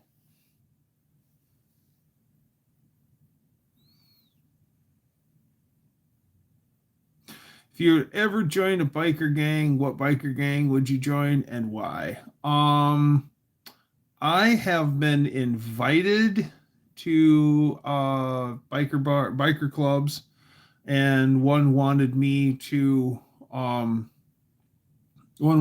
to become a member, and I didn't care for, first off, too much tough going on. Everyone's all acting macho for no reason. Second reason, women are not even poop on someone's shoe there. Well, most of them that I went to have been that way. Women are not even like second class citizens. And a couple of them, like, so you got this guy, everyone's got nicknames. So you got a guy named Flash and a guy named Dozer, and you got a guy named Nitro. And the girlfriend is wearing a vest, and it says on the back of the vest, property of Nitro. And I'm like, property? No, my lady's my lady. My property is my motorcycle. My property is my house. No. So that was a couple reasons I didn't care for. I mean, most of the places I went, like good folks, was treated good, and but just wasn't my. Ask your motorcycle about that, Doug. See how my motorcycle feels about being called property? I understand, Max.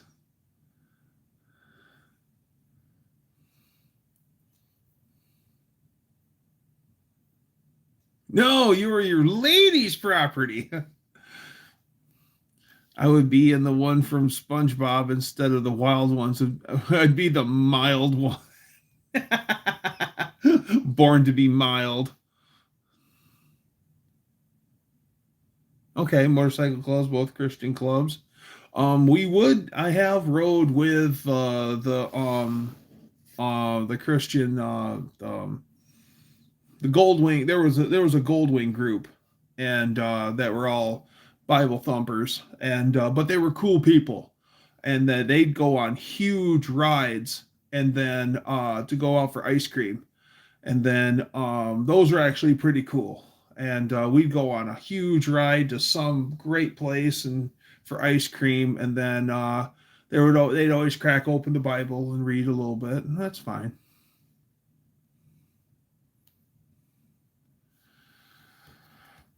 When you join a 1% club, the bike is no longer your property. Yeah, that was another thing that I didn't like. Like, I offered to wrench on some guys' motorcycles, and they're like, "Yeah, you can wrench on them, but you can't ride them." And I'm like, "Okay, how am I supposed to test a bike if I can't ride it?"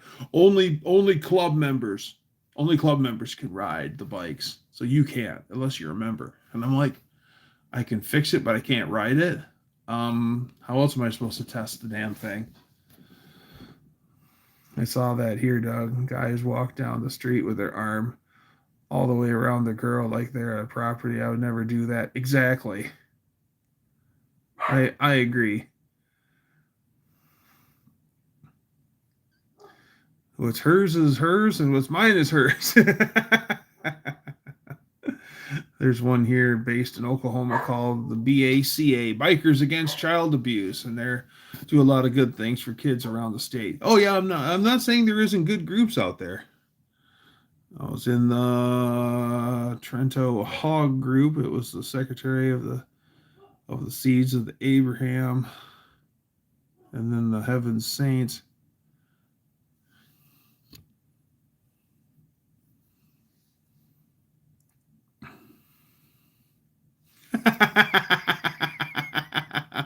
Old Mac, you're funny. In the 90s, the pagans tried recruiting me.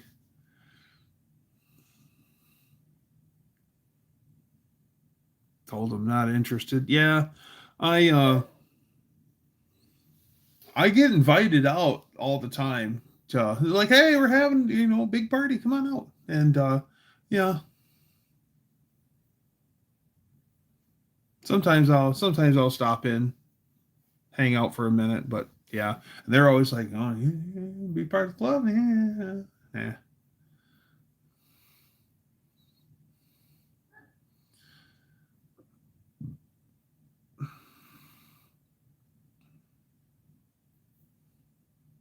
The wild hogs.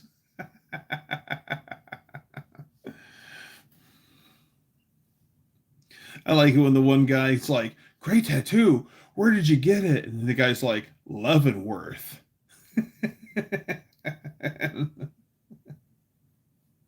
Which is even funnier. I call this guy my uncle, but he's really my uncle's brother.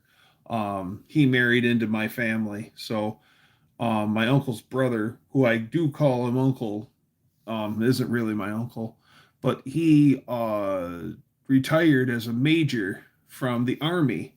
And at the tail end of his career, he worked at Leavenworth Prison in the office. So yeah, it was a tattoo of an apple, like Apple computers. And he would tell a story. Like we all know, he used to work at Leavenworth Prison in administration, and then it'd be funny. We'd be out somewhere that doesn't know my uncle very well. He's like, well, at Leavenworth, and everyone's like, and he's like, I had the keys. Oh.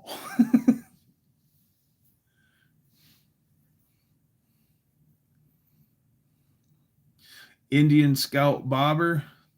If I was to have an Indian, it would be one of the inline four Indians from like the 1920s. I think those things are way cool. He's a brunkie. Have you ever seen the movie Kingpin? Oh yeah, I'll take a couple of mugs. Oh yeah, Dougie likes Harley because of the potatoes. No, Dougie doesn't like the Harleys. Okay, I like Harleys, but I have a cutoff line, and it is the World War II Harley and older. Those are the Harleys I like. Anything newer than World War II, I don't like. So I do like Harleys, but they've got to be so like if you got like a 1943 WLA, that's a cool bike. I like those flathead um 45 cubic inch engines. I think they're cool. Indian flat track bike would be cool. Tanner says told Shelby's mom right away that I'd been in prison the week before in the ambulance. What flat track racing bike would you want? Goldwinger?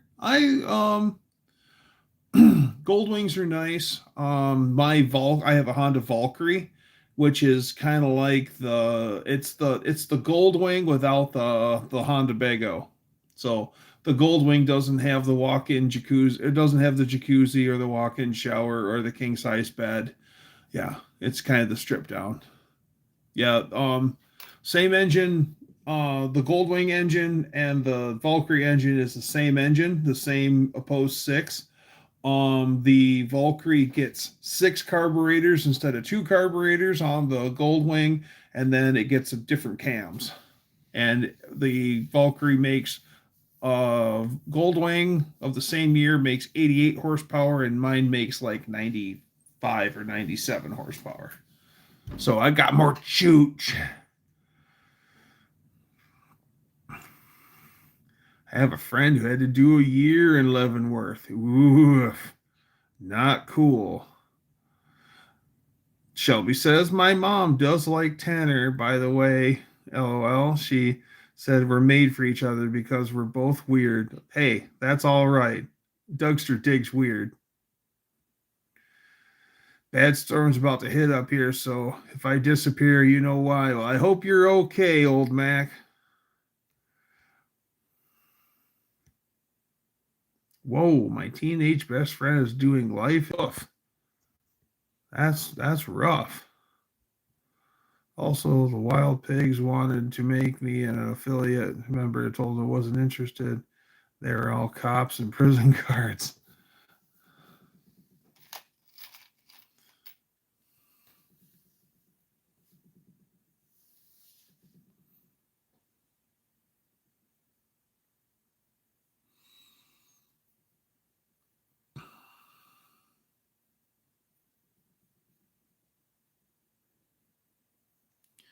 Horror group home stories. I don't want to work. I don't want to live in a group home anyway. Took a prisoner from a maximum security prison from the prison to an eye appointment and back to the prison the other day. Crazy. It's crazy sitting in the back with a crippled guy and a guard. Yeah.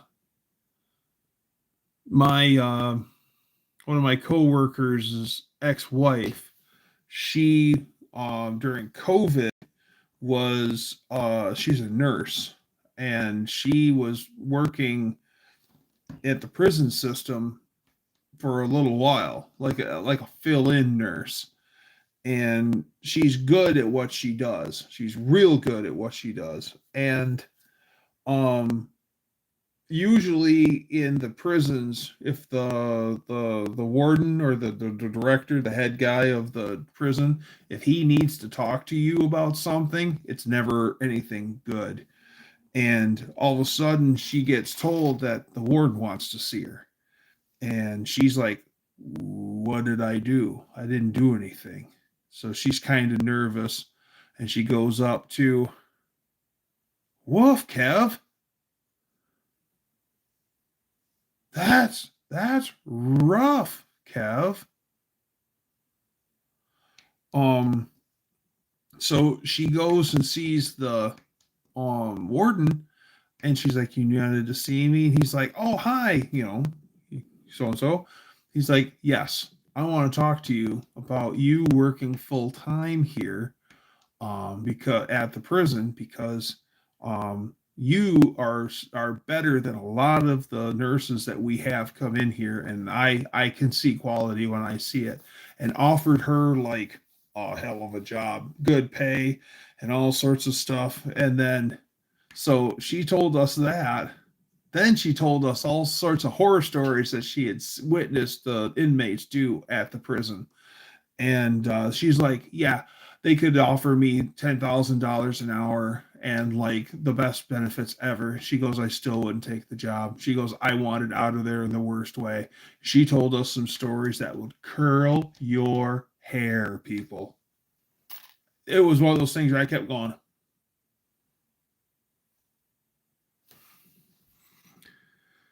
all right, back it up. Back it up.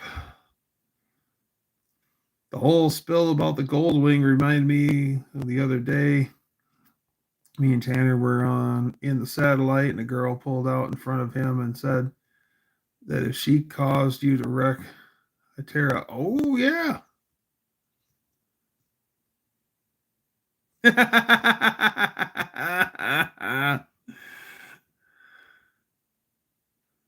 I knew what you meant, Shelby. At least if you lived in assisted living, you could. Right, old Mac.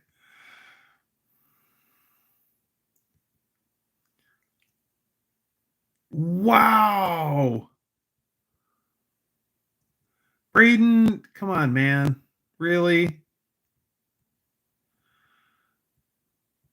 Dan IT guy says, I had a motorcycle too back in the day. Scared me when my buddy was on the highway and got squeezed off the road.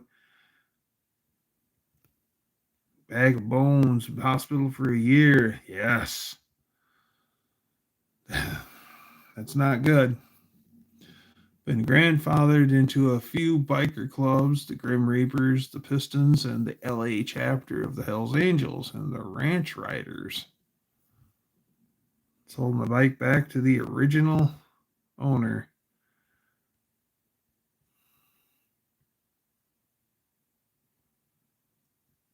I've been up and down Telegraph a time or two. Always wanted to run Telegraph, and like with a a vehicle with some chooch and actually, go get some action on telegraph like they did back in the day. One more, and you can. So be on your best behavior, Braden.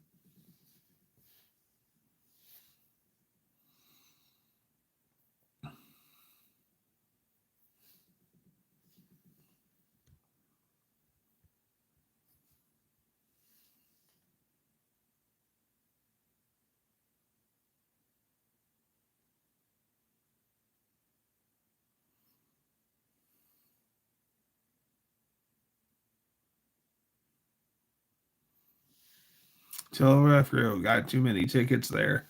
Oh yeah.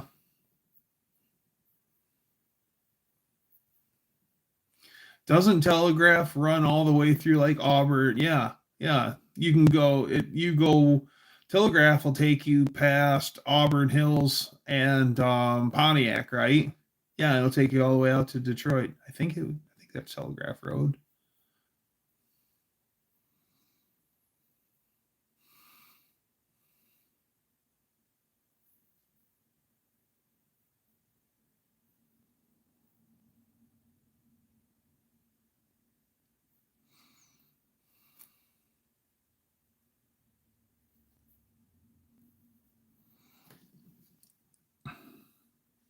Oh yeah, yeah.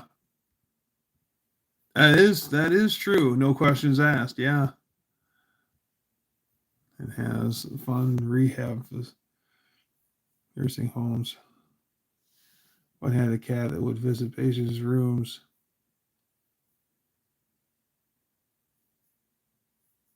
Oh yeah, I've heard of that cats like that before.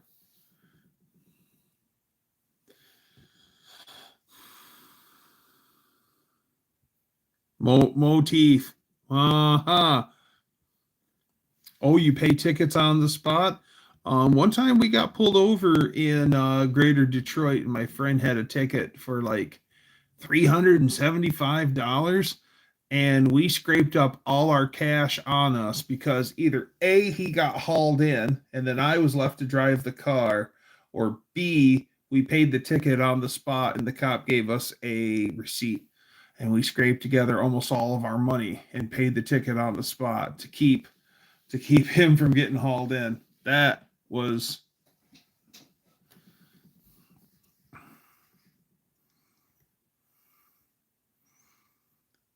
no tickets on Telegraph when I raced. Cop cars back then could not go fast enough. Nice. Telegraph is Detroit Avenue in Toledo and turns into Telegraph in the Michigan state line. Okay.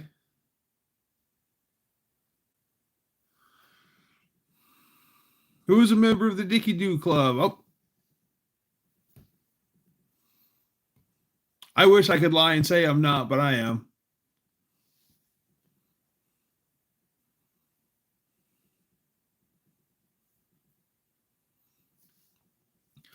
Speaking of Toledo, I know one thing. The next time that I get to go eat at Tony Paco's will not be soon enough. That place was fantastic. Frog Leg, yeah, Frog Leg is in Telegraph Road. They have plenty of handicap parking for the frogs. Tanner's in that club. Wow, Shelby. Telegraph is also known as Big Dixie Highway. Best frog legs ever. One of our old street race spots is where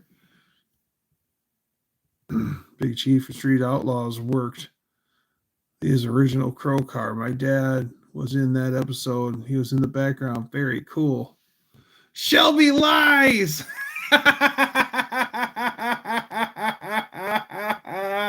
Yeah. This whole time I thought BDT Productions was real, but now it must be a farce. I'm told I have intel telling me otherwise. BDT. I am not a member of that club, Chester. No Dicky.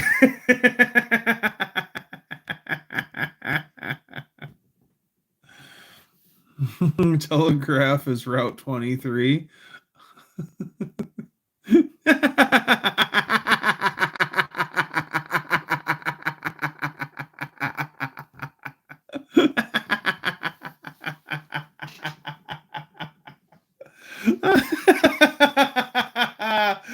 Shelby's funny. That is funny.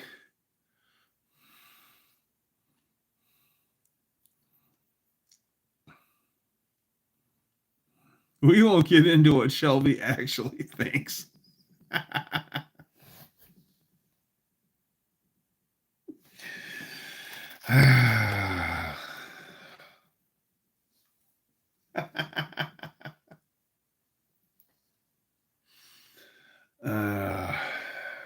Yes, a BDT production.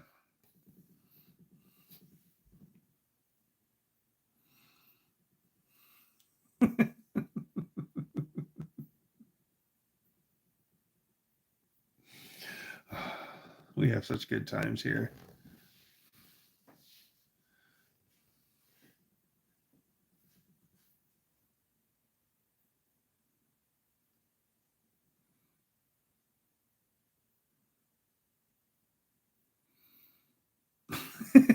Oh, heck.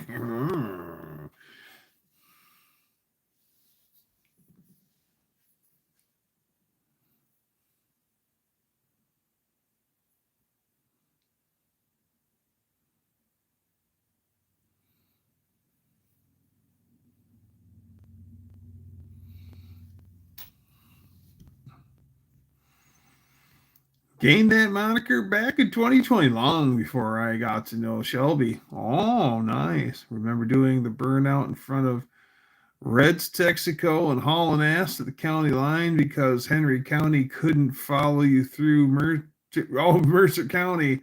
Oh, those were the days. An LDT production.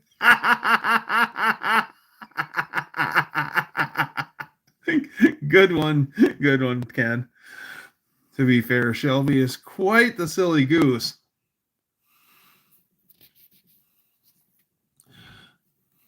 I go to the doctor next week. Hopefully he will set me up with this erector set and the pins will remove from my foot and leg. Yes. Yes. Yeah, that'd be great to see. Hopefully that'll work out for you. Be able to move under your own power and not have all the hardware on you.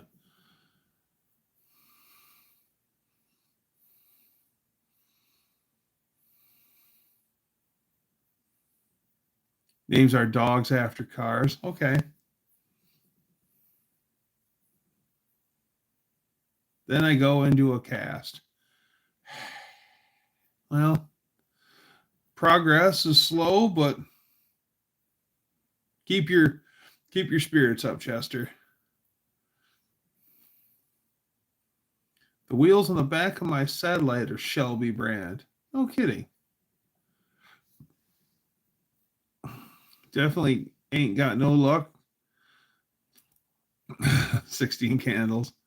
It'll be until December. Boo.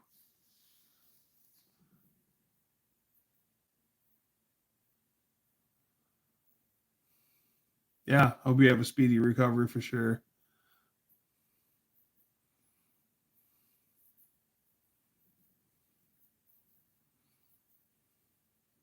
It'll be good to see you spit again. Hi, Kim. Good to see you. Kim is here from Kim Fixes Things and also with Buff Del Campo. Always good to see Kim here. Welcome, welcome.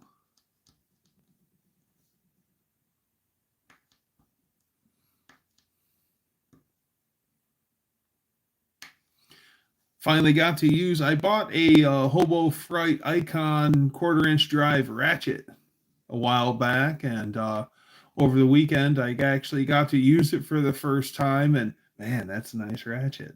I like it.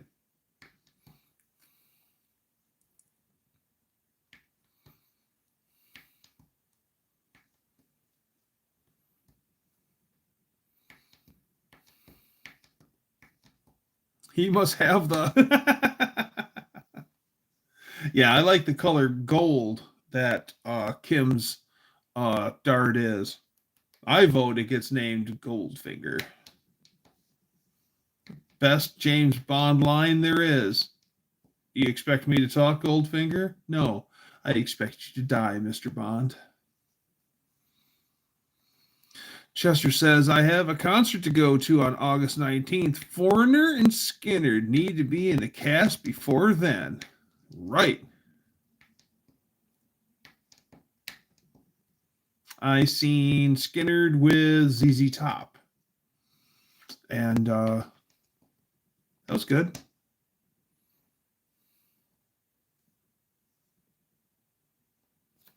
Ooh. Sorry to hear that, Wendy. Get back and see what Wendy said.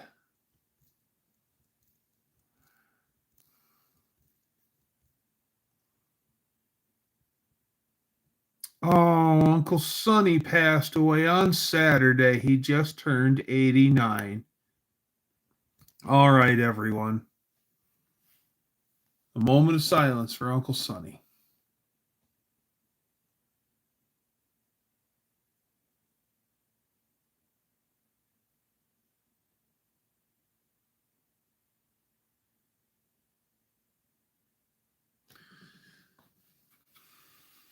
Hey, the good news is Uncle Sonny is driving, catching up with his old hot rodding buddies, and they're helping him tune up his new ride. He's driving hot rods in heaven, and that's how it's going to be. They're going to go on a cruise, and yeah, it's all good.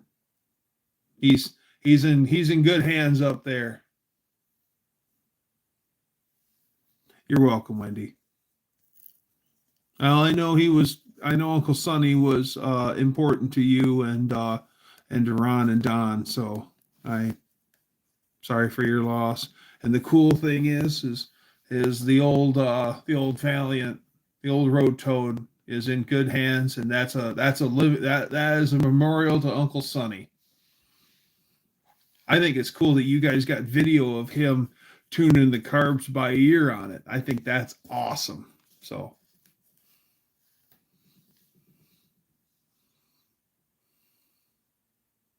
don't forget to email. Oh, yes. I got it right here too, Kev. Where is it? There. No.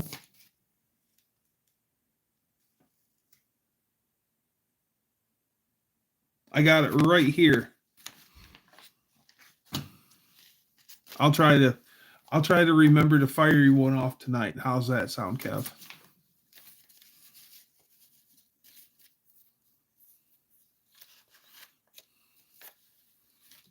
How do you breathe out of that thing?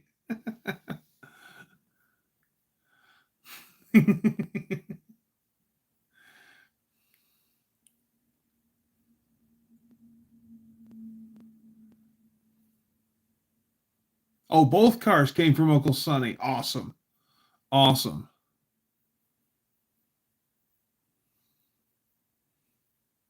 Yeah.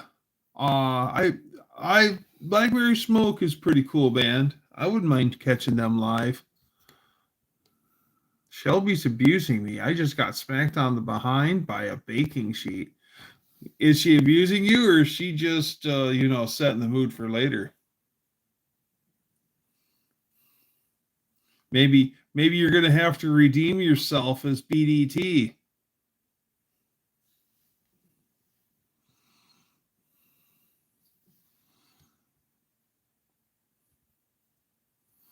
Why are butt cracks horizontal, not vertical? Or not horizontal? Why? They look like lips. And you call that abuse?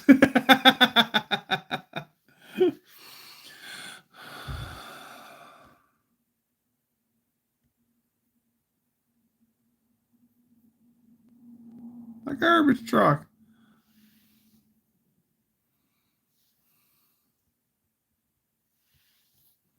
Frogman.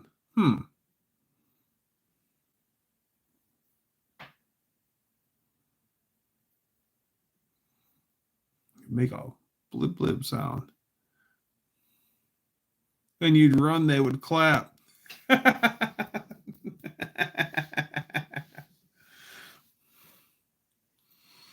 Sad thing is I'm sure there's folks out there that even with the vertical one, they could still make them clap.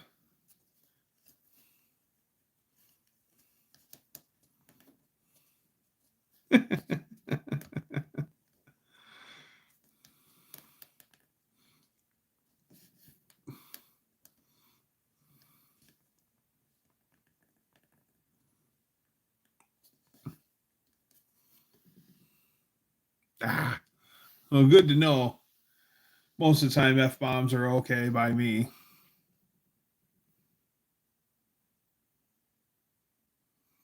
Why do lady skydivers always wear jock straps? We had pizza for dinner. What did y'all have? I had because we had I had leftovers. Yesterday we had pulled pork. So tonight I did pulled pork nachos. I did tortilla chips, some pulled pork, some cheese and sauce and stuff, and nuked that up. That was actually pretty good. Oh, and put some sour cream on top. Yep, pulled pork nachos.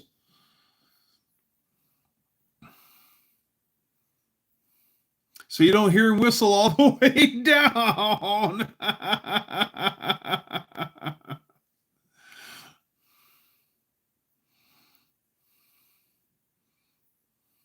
F-bombs are my favorite kind of bomb. David Freiberger has a Camaro that's called the F-bomb because it's an F-body. And it's kind of famous. It was in one of the Fast and Furious movies.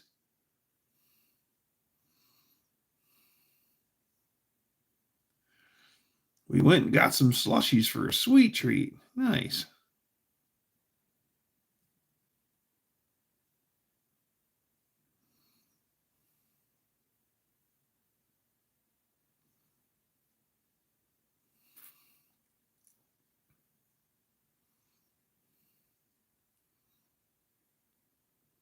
Hello Dolly bars. I don't know what Hello Dolly bars are. But I'm better at playing the wrenches. Yep, that's right. Tanner's the Charlie Daniels of the torque wrench. Glue bombs are bad in model cars.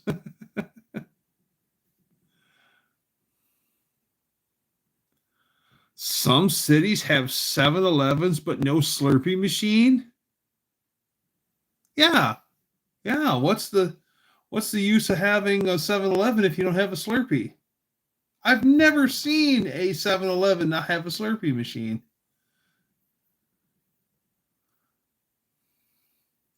There's a band called Commander Cody and his Lost Planet Airmen. Their big mainstream hit was the song Hot Rod Lincoln.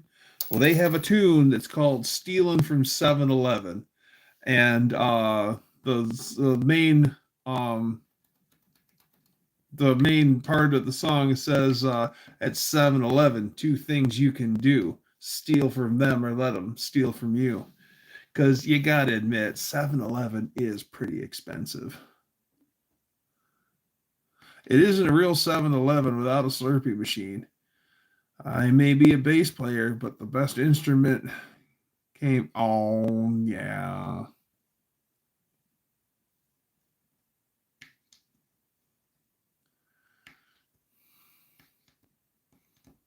Oh, gas for air. I see.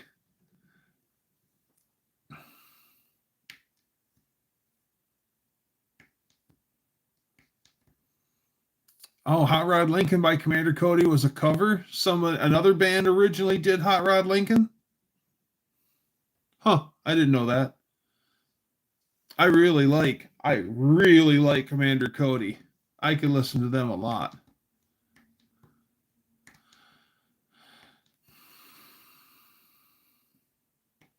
Tanner could legit power his 400 big block Chrysler with his farts. Yeah. Wouldn't it be cool if you could like channel them in and use it like nitrous, just rip a fart and all of a sudden it just like picks up and does a wheelie burnout at the same time? Yeah.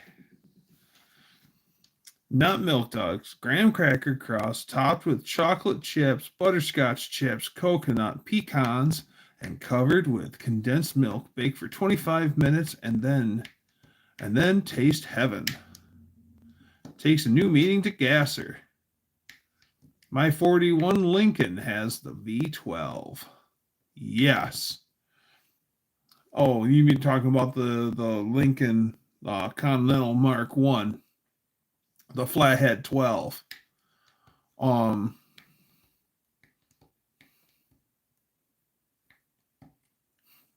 Oh, sorry, Tanner.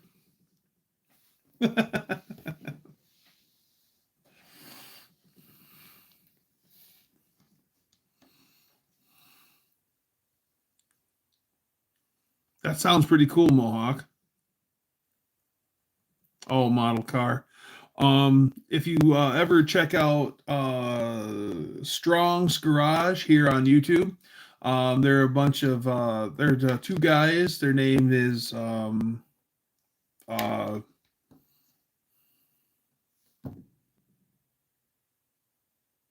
I can't remember their names. Ah. Well, anyways, they deal with pre World War II cars, or yeah, pre World War II cars, and they do a lot of great work. What are their names? Well, anyways, the one guy, he has a like a 1940 Continental Mark One, and he has a 56 Continental Mark Two. That is a beautiful car. Oh, it's. I can picture his face. Jim. That's it. Kev Smith knows exactly what I'm talking about. Jim from Strong's Garage.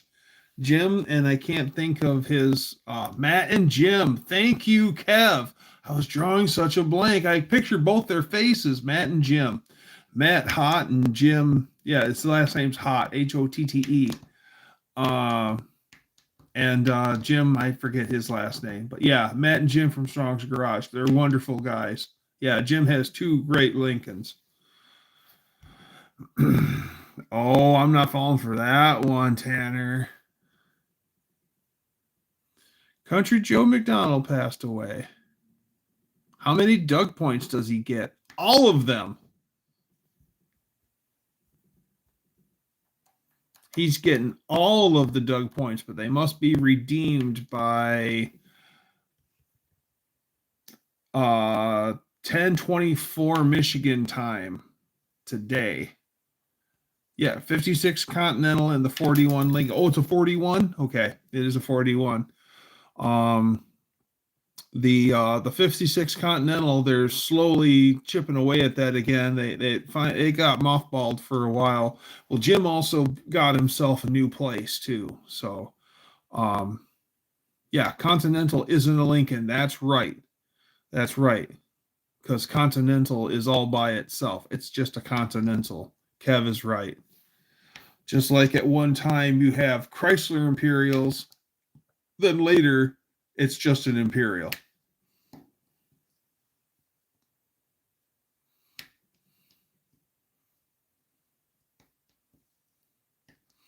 A duck walks up to a lemonade stand and says to the man running the stand, "Hey, got any grapes?" Well, a duck walks into a pharmacy and asks the lady behind the counter if they have chapstick.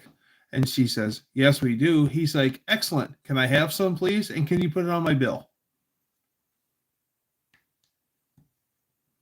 Scott is doing metal work on the Continental. Yes.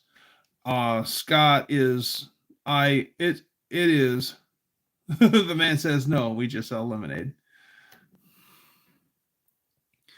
It is not Saturday without Cold War Motors. Yes, Cold War Motors, Scott. I love Cold War Motors. I watch it every week.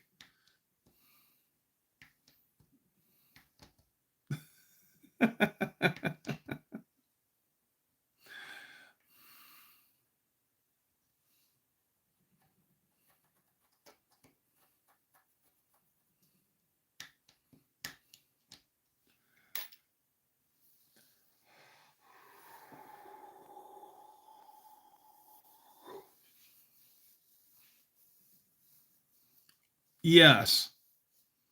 Yes, I seen the new poodle puppy and she's cuter than a bug's ear.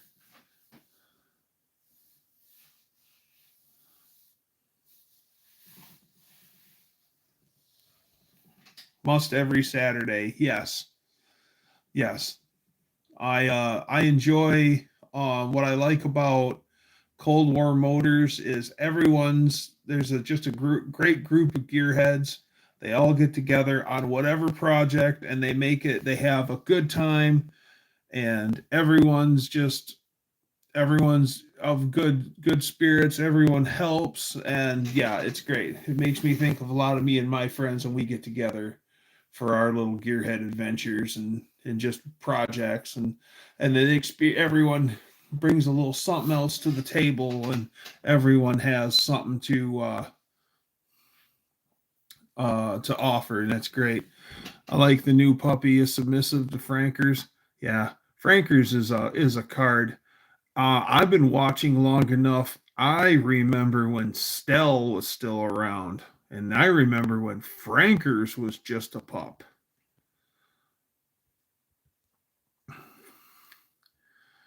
He didn't like wine, but he waddled until the very next day. Koopy loves Frankers.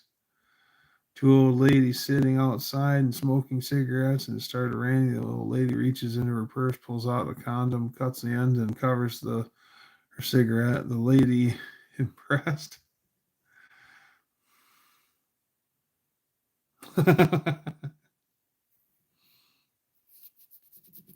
I aspire to have a crew like Cold War Motors. Good guys. I agree. My friend Crazy Charlie, my friend Dusty, um, my friend Bix, um, those those are my core gearhead guys. And oh yeah,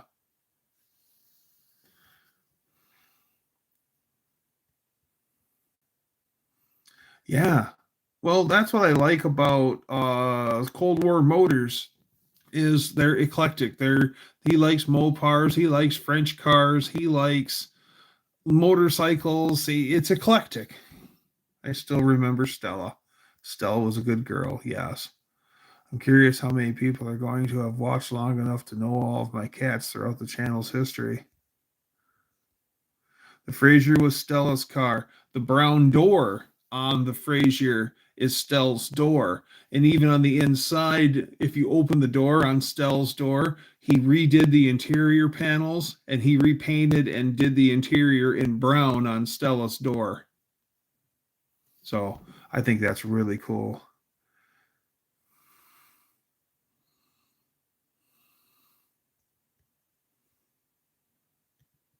I can forgive Scott for the French cars. Bit around the nipple and flew out the window. I know that joke. I can't forgive Seinfeld for all the VWs and Porsches. I like VWs. I like Porsches. George Granite. George Granite, Marble, Obsidian, Topaz, and now Valley. Seeing Scott's thumbnail, I thought that he was getting. She said, "What's that? It's a condom. You can get them at the pharmacy." She walked out into the pharmacy, walks up to the attendant. The condom young says, "Now what size?" "Well, what size?"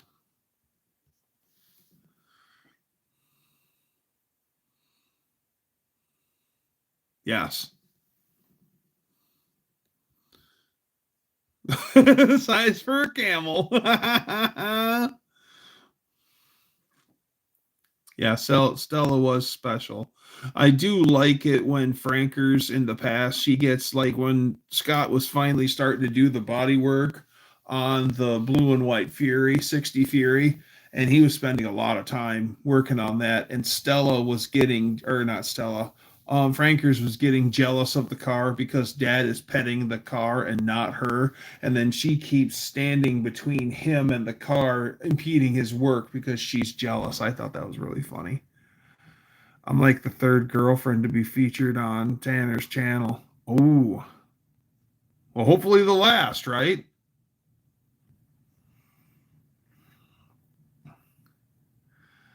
Pretty sure I've said all of their names. I also forgot about the cat name Stone. Yeah, there's also, well, with a name like, well, what is it again? We'll get back up here. George, granite, stone, marble, stone, obsidian, stone, topaz, stone. So a cat named Stone. We've already got the whole stone thing going on. Man, all of Tanner's cats are stoned. Didn't get the Seinfeld. Roxy hated Jerry. I want a Bengal cat, just too freaking expensive. People just know Gato Spec on the channel. He won't keep his mouth shut. We're alive. I like that name, Gato Spec.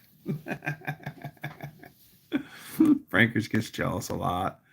I always love it when Frankers gets a haircut, and the first thing she does when she gets out of the car, no matter what, is has to roll around in the dirt and get dirty. I was going for a rock theme with the cat names for quite a while. Whoa, he pulled out the big guns. Uh-oh.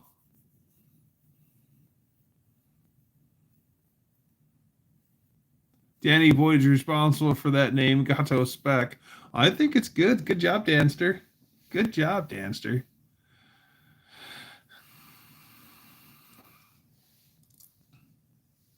Yeah, Flintstone. Yeah, Flintstone. Or you could have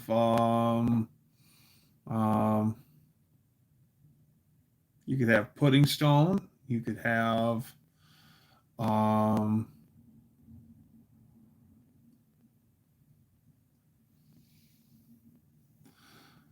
idiot vets spray scents on dogs after the haircut. Dogs hate those scents. Ah, yes.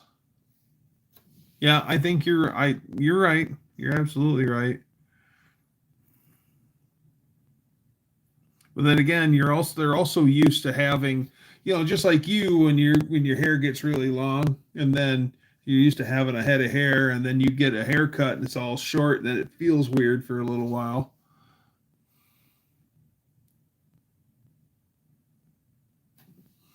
So you know where he is going, no surprise.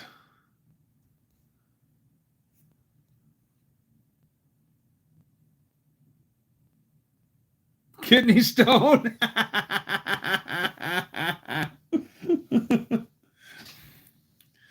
You could have the stoner cat too. The cat's like, far out, man. Whoa. Whoa.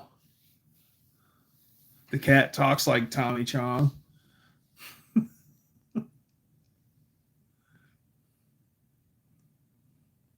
Because it won't stay in the driveway.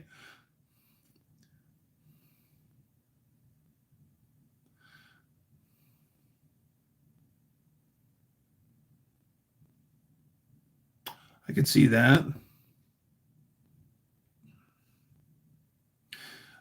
Oh, Colleen's out. And you know what? With that, I went a half hour over. So I think I'm going to pull the plug for the evening. So bye, Colleen. Have a great evening. And bye, everyone else. Thanks for coming out and hanging out with me. And I had a cat named Fritz. So let's be like, thanks for coming out and hanging with me. Let's be like the Beach Boys, and let's get together and do it again. Be here next week, same Dougster time, same Dougster channel. Bye, everyone.